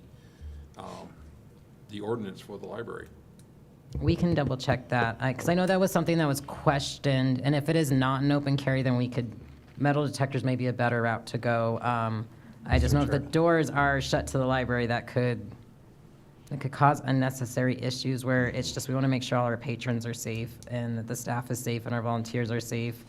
I know the library is well loved, and I'd hate to think anything like that would happen here, but I'm sure the librarians in Clovis and the police department that was across the street could have never even imagined that would happen to them. I know it still took them some time to even respond and get in there and neutralize the situation. Commissioner Morrell? Even with the metal detectors and concealed carry, I think would be a challenge. Oh, that's true. And I'm not trying to be crass or rude or anything, but I do believe, and I would strongly encourage volunteers and library staff personnel, even Edgewood staff, to seriously consider concealed carry. Our police department's fantastic and great. However, when seconds, matter, a response time of minutes is forever.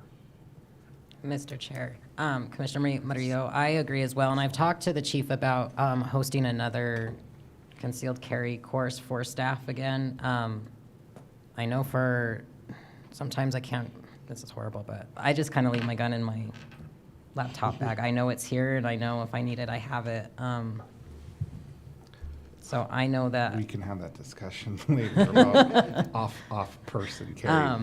But I wonder too, though, if this is a great example of an active shooter training Yes, we do have that coming January 7th. for the library specifically. The whole town, or Why, I mean, to actually Town staff. use that space. Oh, for that space. As what we did at EBCA, for example, the Lone Wolf. May I? Yes.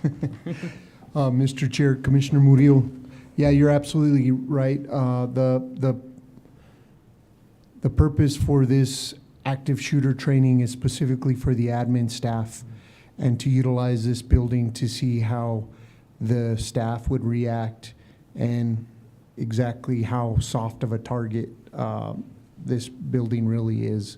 So we're going to have the same people that come out and do it, and we're going to utilize this building to specifically, one, give us a good rundown on what we need to do as an admin staff, give them the training, proper training, and then we could go through that debrief to see what we can do with their expertise and see what other agencies and departments have done throughout the country. So, and we will invite all of you to partake in role playing or any of that. But I think, you know, just like we're doing with the training center here, it's vital that we continuously train and educate our staff on these things, because these cowards, they're not going to the police department to have a firefight with us. They're going to these soft targets like the schools and the admin buildings where they don't think people are armed or ready to fight. So we just need to be prepared, you know, so. Mr. Chair, I would like to say I'm not a soft target. I'm just kidding. I like to fight. But I do agree, that is something that I've advocated since I came over to town hall coming from law enforcement. I went through active shooter training multiple times a year. I was blessed to work at a sheriff's office that we had those instructors, but I know my children did the Lone Wolf active shooter training at EVCA, and they said they actually learned quite a bit just going for themselves as well of what to do. They both learned that you're supposed to play dead in the event that something happens, that there's things to do, and I think it is important to know. It is something that came up. I know the clerk from Clovis, that was the clerk at the time that this incident happened, actually had to leave the room. I don't remember how long ago it happened, but it was very hard to watch that video and watch the children crying in the library, and that is absolutely something I do not want to happen to the town, to any of our buildings. I don't even know if maybe we could do an active shooter training for the public as well. Not necessarily for our building, because I don't want people to know our plan, but maybe just what to do in the event it happens. We saw it at the Walmart in El Paso not that long ago.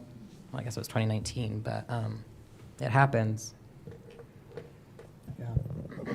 Mr. Chair, Manager McCracken, the police department is here for any training that anybody would like to see, like to be put on, what we'd like to host. You know, my biggest advocate during those kind of, God bless you, sir. My biggest thing on those kind of incidents is, you know, again, education and training, and run, hide, fight. You know, if there's something that happens where we have an active shooter and the people are locked in that room, we need to be prepared to fight should, God forbid, they get into that door, you know. So those are things that we've trained in admin buildings, and so we can do that on a big scale. We can do it quarterly. We can do it monthly, you know. As you guys see, our officers are always willing to train and educate the town and the staff and the citizens. But I think that would be a phenomenal idea. Maybe we can go to each school. We can go to each box store. Whoever wants to participate, please reach out to us and we will make that happen. We'll facilitate it somehow. So just wanted to put that out there. Thank you. Mr. Chair, I guess on that, Commissioner Murillo, I can bring this back so we can have some plans. Maybe we can see what some other libraries have done. Unless there's any objection to what we've done to Town Hall, I can bring that back as well. But we can look at that. I know Albuquerque, I was trying to think back to all the libraries I went to in Albuquerque, and I know I used to go to the one on San Pedro and Zuni a lot, and I don't remember there being a lot of security, honestly. But I know that many of the staff just went to the IPRA training down at the downtown library and were really impressed with how they handled their situations. But I think they have a metal detector and officers that just cruise around. Yeah. Mr. Chair, not that I need to add to that, but it was very impressive the way they handled it. It's a big public library, and it's right there in the middle of downtown, and they had several metal detectors, and homeless people were coming in, and the staff seemed to be very aware and comfortable with the people that were coming in and out, and there was a very big police presence. There was about 4 policemen who would come in probably every hour and kind of tour the library, and they talked to some people, and they just knew how to handle everyone who was in there. There were some homeless people falling asleep at the computers, and they knew how to handle that. There was a lady in the bathroom talking to herself, and they knew how to handle that. It was just very professional, very well done. Yeah.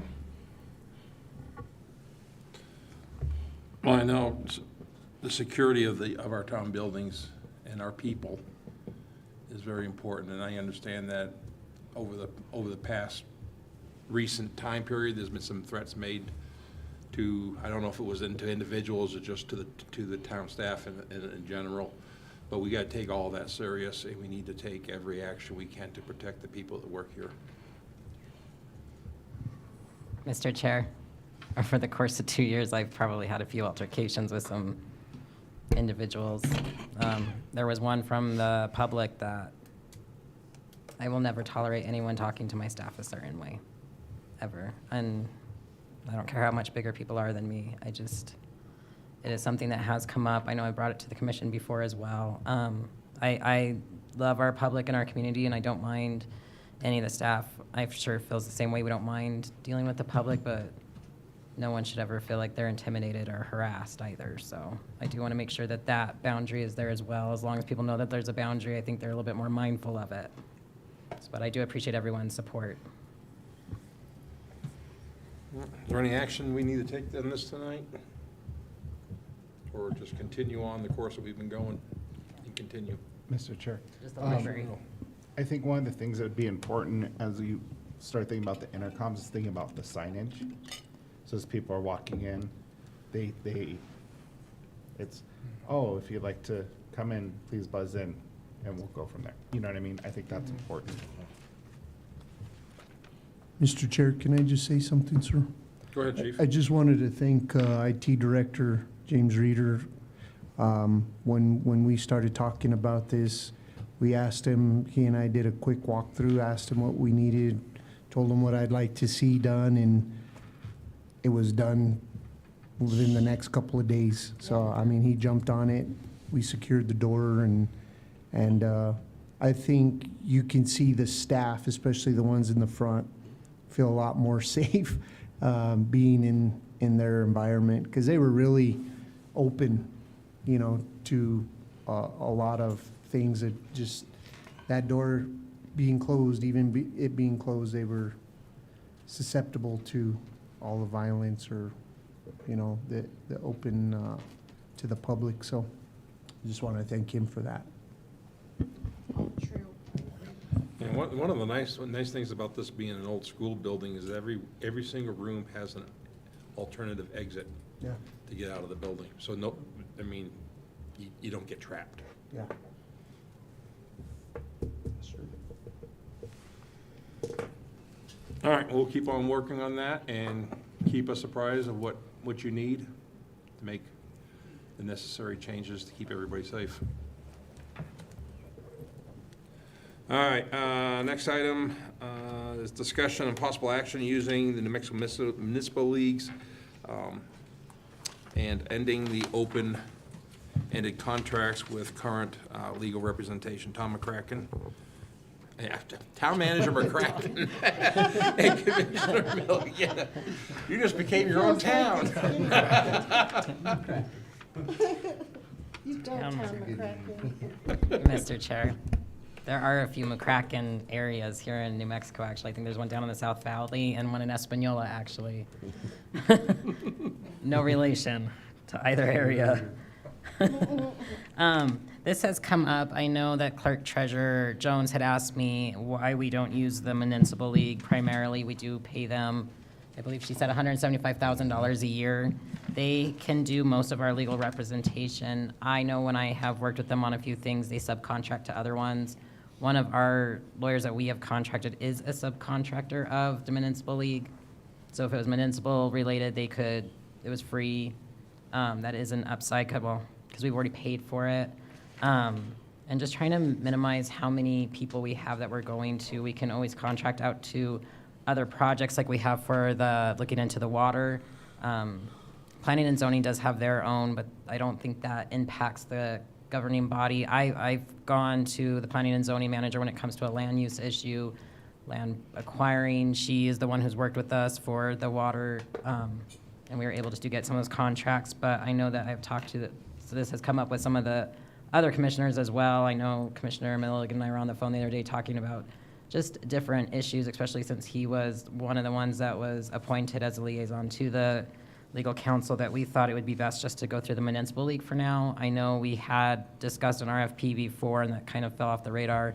I know Commissioner Brennan has talked to me about it in-house. It may be best just to go to the Municipal League, then as we need, work with other legal teams. But this is just something Commissioner Milligan and I wanted to bring to everyone. I don't know if he has anything to add. You know, we all know that our legal expenses have been out the roof, so why do we really need 4 attorneys working on different things? So this will really just delegate one thing that we're already paying for. Why pay 4 different individuals when we can go through a service that we're already paying for that provides that legal opinion, and we'll outsource that work if need be, if it's not part of their scope of practice. Mr. Chair, Commissioner Donner. how much do we pay to use the self-insurers fund or the municipal league, right? They're same It's about thing. $175,000. I think. Yeah, Mr. Chair. It's $175,000 annually, and this is, it's not just for legal fees. This is to insure the whole town. They insure all of our buildings, all of our vehicles. They cover our volunteers, they cover our employees, and they have an incredible legal staff, and it's not free because we pay this annual thing, but we can call them at any time. They will be the ones to represent us in legal matters, if tort claims, and if we get sued. And it just is fiscally better, and they are what would be the word of uninfluenced, because they're non-biased. Not to say that other attorneys would be biased, but it just makes more sense fiscally and any kind of way, in my opinion.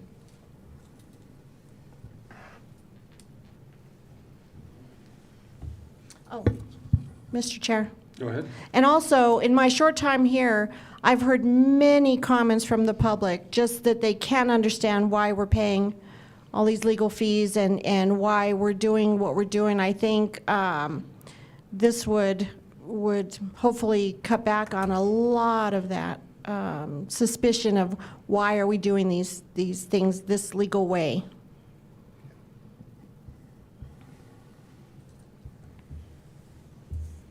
Mr. Chair. Commissioner Milligan. I'd like to make a motion that we start using the Municipal League and ending open-ended contracts with current legal representation. Second. All right. It's been motioned to discontinue the open-ended contracts and start using the Municipal League's legal team, and it has been seconded by Commissioner Murillo. Discussion. Mr. Chair. Commissioner Anaya. I am totally against this policy procedures merely because we have attorneys that specialize in certain items, certain fields, and that's all they do. Utilizing just the municipal league, they don't have attorneys that specialize in certain items. And I know that they can contract out to other attorneys, but I would much rather have a couple of the attorneys that we have on, it doesn't cost us to keep them on staff. We can pick up the phone and call them. Mr. Chair. Then that cost is there. But we're dealing with something strictly important, and I'd much rather deal with an attorney that knows that particular field. It's saved us a lot.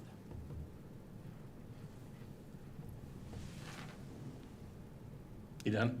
Yes. Okay. Commissioner Earl. Thank you, Mr. Chair. I think my colleague pointed out perfectly the fact that we could just pick up the phone and call. So there's no incentive to sit back and think about something. There's no incentive to reach out to the New Mexico League to think about some of the things that we want to do. So I think that's exactly why this should be ended. And to reiterate what the town clerk said and what I heard before I was appointed, when I was sitting out in the audience, it's ridiculous how much money we're spending, and we're paying twice, 3, 4 times for services that we don't need to pay quadruple for at this point. I'm done. Okay. You know, the Minnesota League does have some very good attorneys working for them, and utilizing them for a lot of our day-to-day stuff. The attorneys that we do have right now that's on contract, we call them up for mundane legal stuff day-to-day. We're paying through the nose for it. This does not prevent us from contracting an attorney to do a specialized job. To carry, the work, to move forward and working on a case. It doesn't prevent us from doing that. It's just telling us that we're going to be, they will no longer be just any commissioner, give them a call, attorney XYZ, hey, I got a question, and we get a $900 bill. I've seen some of the checks. Yeah. I know what we're paying. I see, Mr. Chair, Commissioner Naya. I see the same checks you see, and it's not just for asking one question. If you ask them one question, some of those are only like $50. I go through the bills just like you do. I see that. And the $175,000, as mentioned earlier, is not just for attorney fees. That is an association fees that we pay to the municipal league. So we're talking apples and oranges. We're not talking apples and apples. Mr. Chair, if I may, we are talking, in my opinion, as your clerk, we're talking apples and apples, because the municipal league offers us legal services, and depending on what the issue is, they will either subcontract out with an expert in that particular area, or they will, the main attorney will handle it himself. So it's really a bargain, because we are paying this flat fee. And not only are they insuring all of us and all of our buildings, all of our assets, they are also offering us legal legal representation. So when we call someone and it's $50, when we call the league, it's nothing, because that is part of our dues that we pay to be insured by the league. And it's never going to be, well, no, I'm not going to say that. I'm not going to say it's never going to be anything, but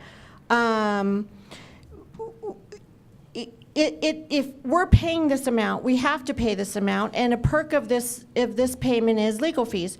If we're paying over here legal fees, that's where we're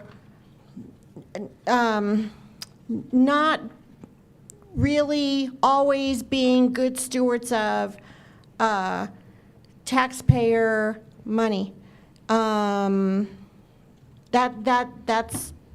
That's my opinion, as your clerk.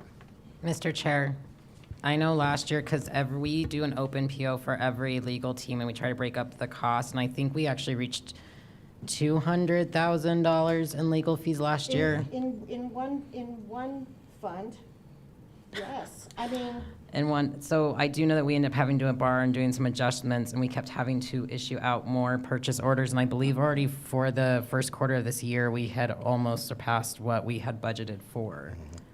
So we do have a problem that needs to be addressed. Mr. Chair. Commissioner Milligan. After viewing those numbers, to me, it was just like somebody was handed daddy's credit card. They just, went to town, with it. And that's a high number. I don't see the rationale behind it. I really don't. I'm sorry, one more thing, Mr. Chair. And again, if we have an issue where we want to reach out to someone else, we have an issue that is so detailed and so complicated that we feel we need to reach out to someone else, we can still do that. What we're saying is we want to make that the exception to the rule. We want the rule to be that the first thing we do is we reach out to the league. That's really what we're asking for. All right, any further discussion? Mr. Chair. Commissioner Anaya. I've been on this board now for almost 4 years. And when we started, we had nothing but problems.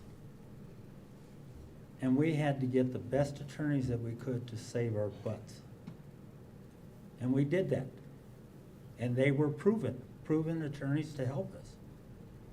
And I don't think that,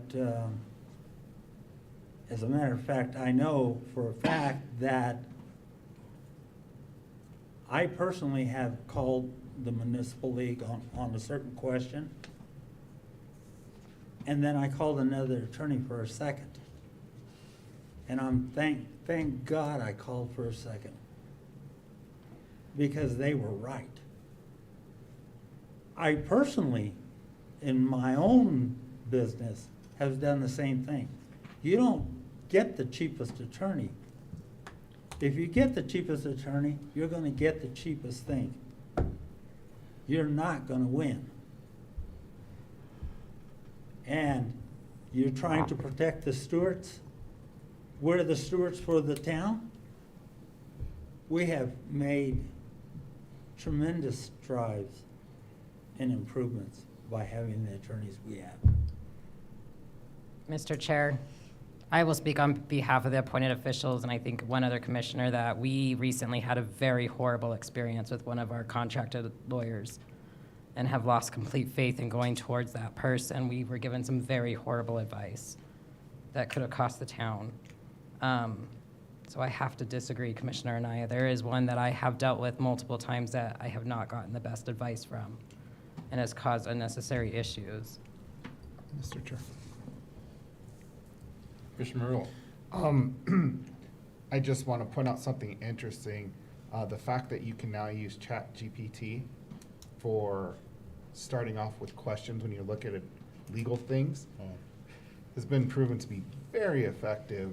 A lot of people actually are concerned that lawyers are kind of in the past because of the speed and quickness of being able to put in contracts and get layman terms to be able to take that legalese jargon and put it into layman terms. At the end of the day, being able to draft wills without the need of going to a lawyer. So I imagine that as AI continues to improve, that that almost would be a great place to get a second opinion.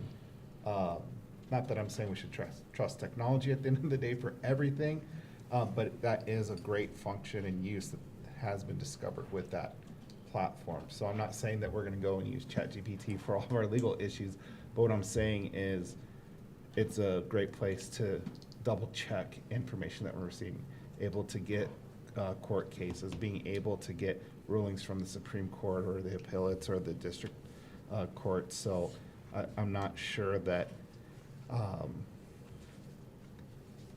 approving this actually is going to hinder anybody from being able to get secondary information moving forward.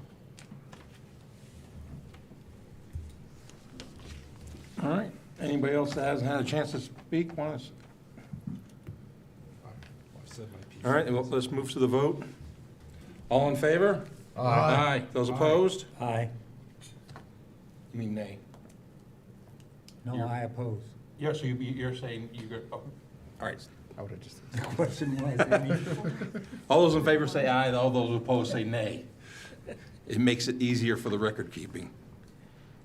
I got it. All right, let the record show, the vote was 4-1. Thank All you right. very much. Thank you. It is a unanimous vote, the motion does pass. All right, now we're moving on to the last item, which is New Mexico Main Street Frontier Communities Update. Liaison Linda Burke, thank you. Thank you.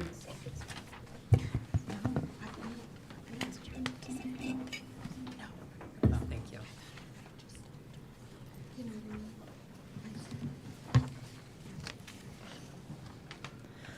Okay, last month, maybe even 2 months ago, we talked about the Frontier Communities, which is part of the Main Street, New Mexico Main Street program. And so we had a group of people come out from the Main Street program and visit Edgewood, have a discussion with us. We showed them around town, tried to give them a feeling for what Edgewood's all about so that they could understand identity issues, factors, and branding. So we talked about some potential projects that we could do there, and they all have to be within 12 to 18 months to complete, and they're usually relatively lower dollar amount projects. So we discussed wayfinding, we discussed streetscaping, and rethinking of Plaza Loop so that it might be more better suited for street festivals and things like that. Okay, so what we landed on in the end was wayfinding and branding. That was their recommendation for getting the most for the town. That would help really start us off. Okay. And so basically, wayfinding is a crucial element for economic development. We've talked about how when people travel through our town on I-40, they see some of our businesses, but they don't know how to get there once they get off the freeway. And this is really helpful as a way to direct people to lodging, to retail, to healthcare services and things like that. Some of the signage problems that Edgewood has and are typical in many communities are lack of consistency and predictability in your signage. People don't know what they're looking for because they're not all the same. Aged or damaged signs, people tend to overlook them when they live here, but when you're looking as a person with new eyes and you can't read the signs, or you don't really know what they're saying in the small print, it's very difficult. It's helps with connectivity issues and just general navigation, not only for visitors to our community, but also to the people that live here to help them find new elements that may be in town that they're unaware of. And I can tell you, when I worked for the chamber, I heard it all the time. People said, "We have one of those in this town?" And they would be shocked to find out all the businesses that were really here. Legibility issues, sun, fades signs tremendously here in New Mexico. A lot of destinations sometimes are on one sign and that font is too small to read as people are driving. at regular speeds or through town. And then also, Edgewood specifically lacks a distinctive placemaking element. We don't really have an identity that we show repetitively to our community and to the outside world. So wayfinding is basically a collection of visual cues. Oops, guess I should give you a visual cue. There you go. And it's signage. So it has 4 different types of signage: informational, things that are just general navigation, like downtown is this way, or public restrooms ahead, things like that. Directional, that help people find where they're going, the library, a specific park, a business district. Regulatory, that tells people, hey, this is one way, don't go down this road from your direction, or pedestrians only. Here in Edgewood, we would benefit from things like non-motorized trails. That's something really common. And identification, so just letting people know that they've arrived. People out front will notice that the library has a sign on the outside of the building. Town Hall doesn't. People often are questioning, is this where Town Hall is? I see the library's here, am I in the wrong place? So just something simple like that. So the steps in the process start with identifying destinations in town. Where are business areas? Where are healthcare facilities? Where are civic facilities, parks, trails, etc.? And then they create a map. Sorry, I'm not good at this. There we go. So I swear I can walk and chew gum at the same time. Okay, and so it does start out with identifying the spaces, and then they they start to look at what does the community have to offer, what is the feeling of this community and identifying itself. And that starts really with a preference survey from the community. So they conduct a design and planning survey. It's usually only about 12 to 15 questions. They gather information on how people that live locally get around town, and they try and make some assumptions about people who are visitors and how they might get around town or not be able to, based on what we have currently. And then that helps to to guide the project and the design development.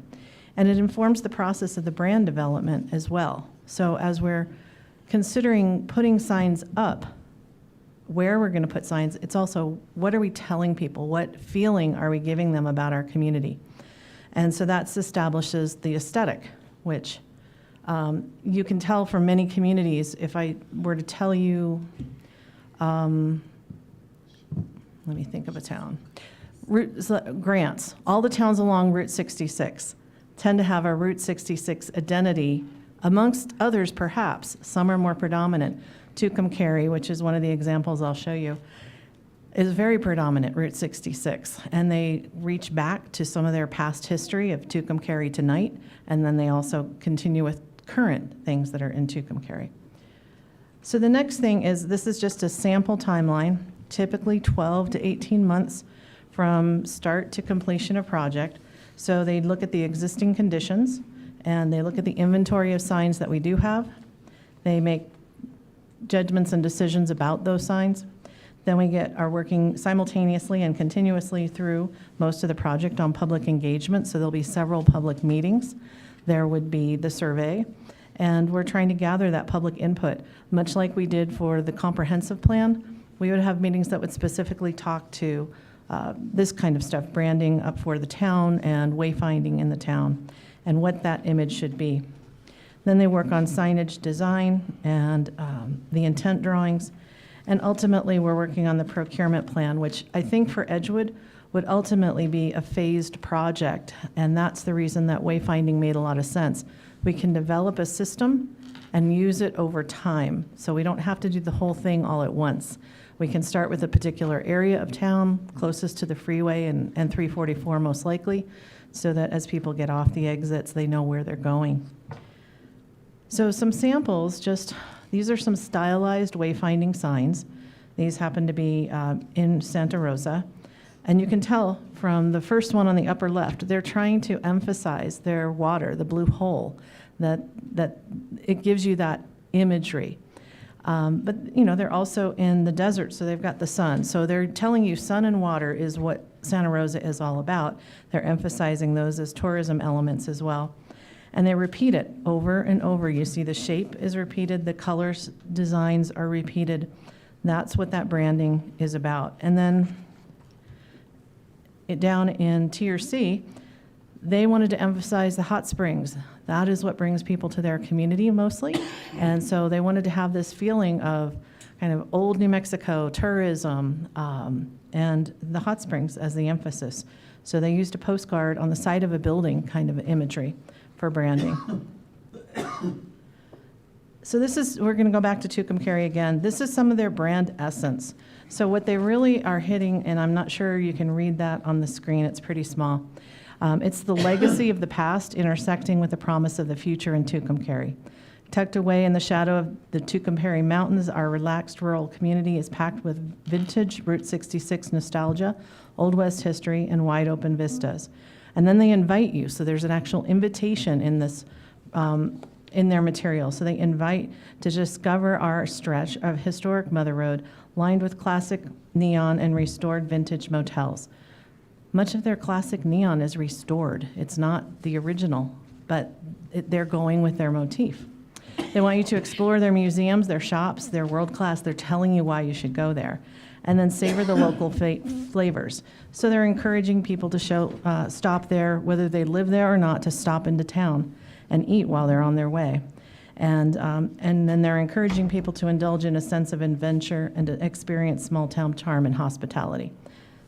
How many towns in New Mexico does that fit? A boatload, right?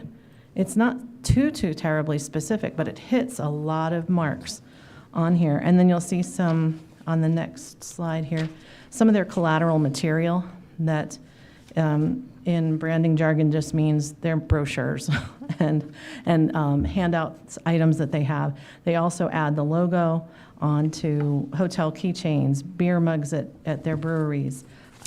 They are creating that sense of adventure that they're talking about, why you would want to get off in their town. They're giving you a glimpse into their town. And that's what Edgewood needs to do as well. And we have every opportunity to do it.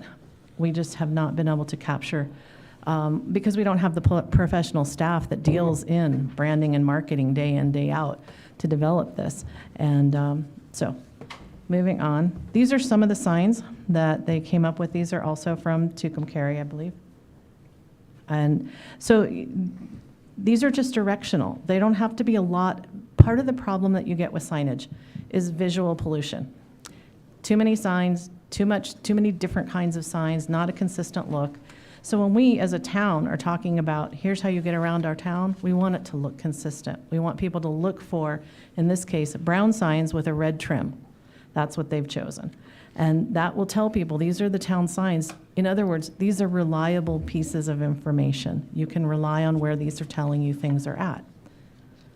Unlike marketing signs that direct people all over town, blow down in the wind, and look like, we all know what they look like. The design concept also can be color-coded. So some of their signs here, and these look like they are all their tourist and entertainment destinations, are in a sage green with a beige outline. So it makes those stand out. We've all seen this when you drive around in communities. Blue signs tend to be one thing, green signs are another, brown signs are the tourism signs. So they're playing off that because it's already ingrained in our head. We think that way, believe it or not. So this is the project that we're proposing that the town move forward with. And we think it'll be really useful for the town. It'll be useful for economic development. It'll be useful for creating the brand identity. And that would be part of this project. They would help us to create the identity for the town of Edgewood, drawing on things like our comprehensive plan and public input and their view of the town from what they saw driving around. And we tried to show them, we pretty much showed them from Hill Ranch down through Route 66 in both directions. So they got a pretty good feel for the retail areas and a little bit of where the residential starts and how that feels. So if you have any questions, I'm here to answer. Mr. Chair, Commissioner Donner. this is exciting. Yay. A couple of things that they probably wouldn't see because if you're just driving, you won't notice. Celtic Festival, Viking Pirate, the Quidditch thing that Nina goes to. Tournament, yeah. The Harry Potter Nerd Out Fest. what else? I'm sure they saw Venus Park, the 5K trail. I mean, those are all things in that material that you were talking about. The collateral, those are all things that should be. And then some of the best pizza in the state. Right. Chili Hills was just voted top burger, or one of the top burgers in the country, I believe. I don't think it was the country. I think it was the state or the country? The state. Those are really cool things that. But those are should be things we should highlighted. hang our hat on, Absolutely. you know? They are our claim to fame. We're a little town, but people know us for Pizza Barn. They stop here all the time for that. They're learning and becoming very familiar with Edgewood for the festivals. So those are all important things to promote. And having these kinds of collateral, they are developed. We don't necessarily have to print them. We can put them on our website, and they can be in PDF format. People can print them off. But more importantly, they can find them on their phones. When they're traveling, it pulls up. We put SEOs, search engine optimizations on there, and it helps to pull us to the top of the list when they're searching, they're driving along. One of the things that Edgewood has that we can brag about, last Starbucks till Texas, we have 2, but we have 1 drive-through and 1 in a store. That gets a lot of people off the freeway. Yeah. Last Walmart till Texas. Well, and Pizza Barn, there's people that drive all the way from the west side of Albuquerque to come eat. Rio Rancho. Yeah, I mean, I have friends that are up here and they're like, hey, you want to meet us at Pizza Barn? I'm like, is there another Pizza Barn somewhere? Not thinking that they're going to drive all the way from where they're living to come up here to eat. Mr. Chair. So Realistically, we know it's worth a drive, so we Well, should be touting that, absolutely. right? Yeah, I mean, but it's just, it was kind of eye-opening. Absolutely. Mr. Chair. I do have to, so sometimes I get the Albuquerque magazines or the paper in Albuquerque because I like to go to events, but they actually highlight Wildlife Fest all the time as something to do in the Albuquerque area. And Commissioner Donner is right. I like to go to my weird little festivals. I know the Renaissance Festival brought like 15,000 people last year, and he's already putting out for his Wild West Frontier Days. Yes, that one's already out. I know the Renaissance Festival's out. He's already promoting his Pirate and Viking Bash. I have gone to all of them. I did go to the Quidditch. I've gone to Quidditch the last 2 years, the Harry Potter at Church Street Market. I tell people about all our little hidden gems. Church Street Market is one that I don't think people know is there. It's great. Pizza Barn, my family comes from all the way from Las Lunas sometimes. With Juneau here, they have actually started promoting a lot of stuff. We do have a lot. We're starting to have things that are making us unique and fun to come. And I have to say, Jimmy's events, They get a lot of people. I believe Yes. the trunk or treat, he told me there had to be over 1,000 people. I know the carnival, I can't even imagine how many people came, but I know people came from, Woodstock. People, we are the festival, starting to become like the festival destination. Yeah, I know I Edgewood is gave the out- LARPer's paradise. It's the what? LARPer's paradise. Live action role playing. Oh, Okay. LARPer's paradise. Mr. Chair, on that note, we need to do a Comic-Con. You're not a member anymore, sir. And all of that is absolutely true, and Church Street Market, they get people from Rio Rancho every single weekend. Their turnout over there is a huge amount of people coming from the west side to Church Street Market. It's amazing. That's one of their biggest responders. So that being said, I just want to make sure before we move forward, because the application is in process, that the commission is okay with this being the project that we choose for our first Frontier Communities project. There will be funding that is required. We won't know until they come up with the plan, but all of the technical assistance to do the planning, the design, the landscape elements that would go with some of this signage and the branding is included at no cost to the town under the Frontier Communities program. I think it's great. So do you need a motion? I don't know that we need one, but I just wanted to make it known in case there was objection to it, so we wouldn't move forward. And I don't know if it's on there as an action item, is it? Mr. Chair, it is not an action item. I think it's, unless there is any type of disagreement that we need to bring this back, but Linda has spent a lot of time working on this and working with the Frontiers community, and I just know she's really gone out of her way. She's networked quite a bit with the community to understand what's here, and she has a really great relationship, and I think she's done an amazing job with this. I know sometimes I interrupt her meetings talking to the clerk, but we can hear how hard she's working on this. And I know that the Economic Development Advisory Board, this is something they really wanted. I know this is something that former Councilor Abraham, I always call her the wrong name, I know she had started something similar, and that's how we got the hotel, but she was saying that that was a big deal to get the hotel to be able to move forward with this. So I think it's an exciting step for the town, especially as we Yes. grow. And I will say, in some regards, the lodger's tax money that we bring in can be used for something. So if we did want to print a certain amount of collateral materials and things like that, we could use it towards those kind of goals, towards billboards and facilities, even small facilities for certain activities that are tourism-driven.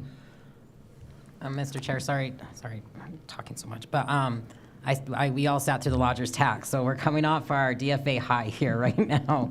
But the one thing they did say, if we have these little knickknacks to give out, or people are using lodger's tax, that we need to have a emblem that says this is lodger's tax that goes out and is required on anything that we put out there. But I think it's a great way to show that we do have Absolutely. to offer. And we do have a logo that we've set up for that purpose, so we're ready. My footage shirt has it. Commissioner Naya. Linda, I want to thank you for bringing your Chamber of Commerce experience to the town of Edgewood. Thank you, my pleasure. It's proven right now. Thank you. I don't have a problem with it. I agree. I'm going to clap for you. All right. I agree. Come on, you guys, thanks. Yeah. Thank you. I might as well talk. Mr. Chair, I know I don't need to talk, but I just think this is amazing. I think this is so cool.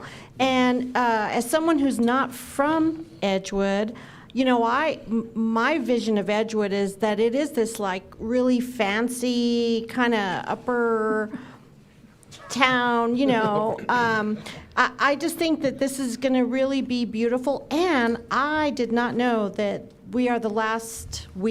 Edgewood, are the last Starbucks until Texas. And Walmart. That's a big deal. I mean, that's a big deal. It would be so cute to have a little sign that says that. Yeah.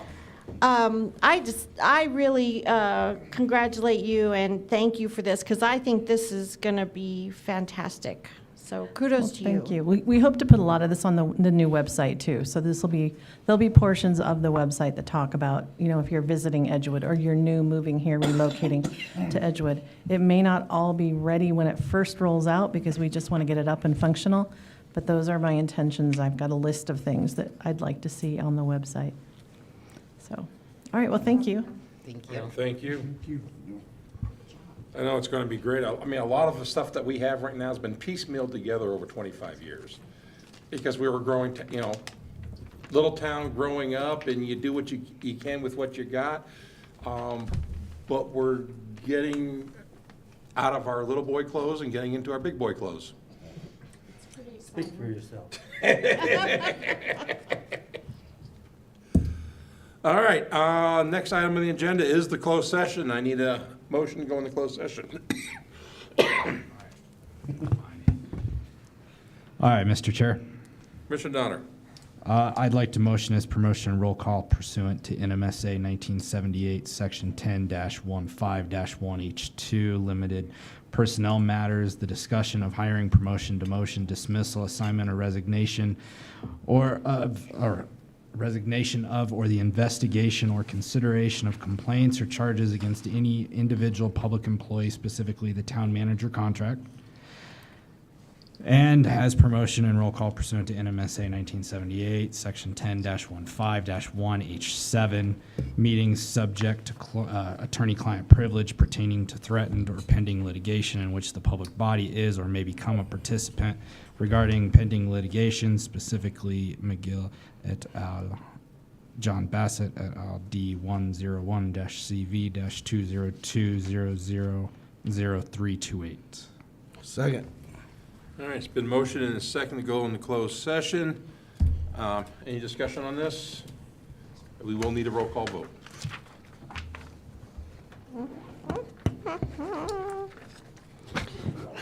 Commissioner Milligan? Aye. Commissioner Murillo? Aye. Sorry. Commissioner Naya? Aye. Commissioner Brennan? Aye. Commissioner Donner? Aye. All right, I got the time at 8:29. We are in closed session.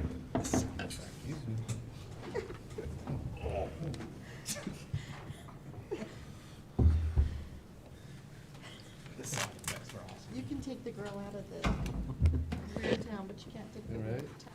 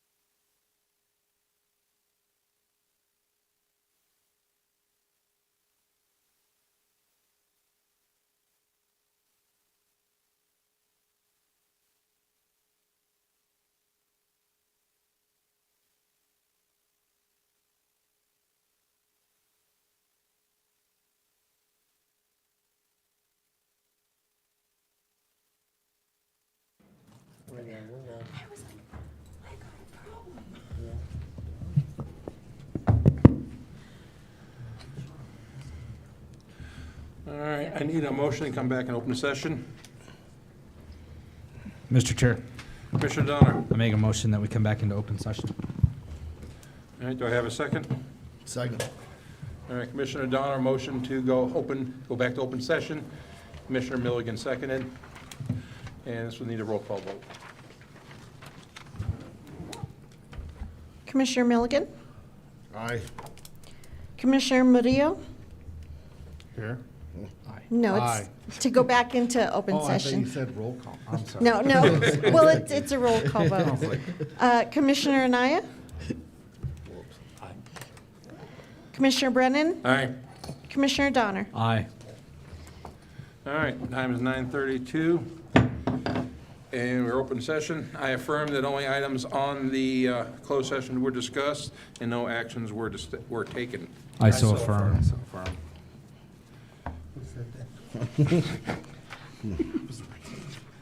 Mr. Chair, Commissioner Milligan. I make a motion that we approve the town manager's contract as discussed in the closed session. Second.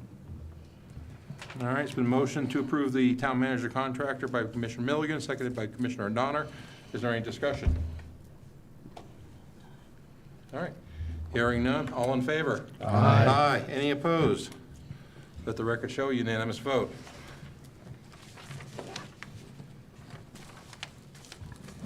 All right, do we need to take any other actions from the closed session?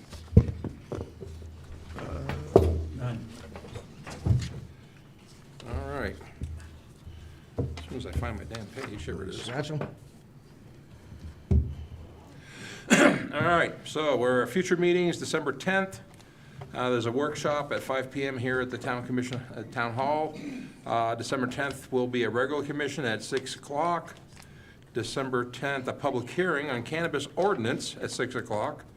Once again, all this is here at the Town Hall Commission Chambers. December 17th will be a regular commission meeting at 6 o'clock at the Town Hall Commission Chambers. Future events, we have December 7th, 2024, the Reindeer Run, Twinkle Light Parade, and the tree lighting. December 14th of 24 stuff. The bus food drive from 9 a.m. to 1 p.m. at Smith's Food and Drug on 2 New Mexico 344 here in Edgewood. And December 14th will be the holiday ornament decorating from 11 to 2 p.m. in the Town of Edgewood Library. Is there any other issues that need to be covered? Make a motion to. Wait, are we doing this one on 17th? I have a motion to adjourn, Second. and it's been seconded. All in favor? Aye. Time is 9:35. We are adjourned. Thank you, everybody.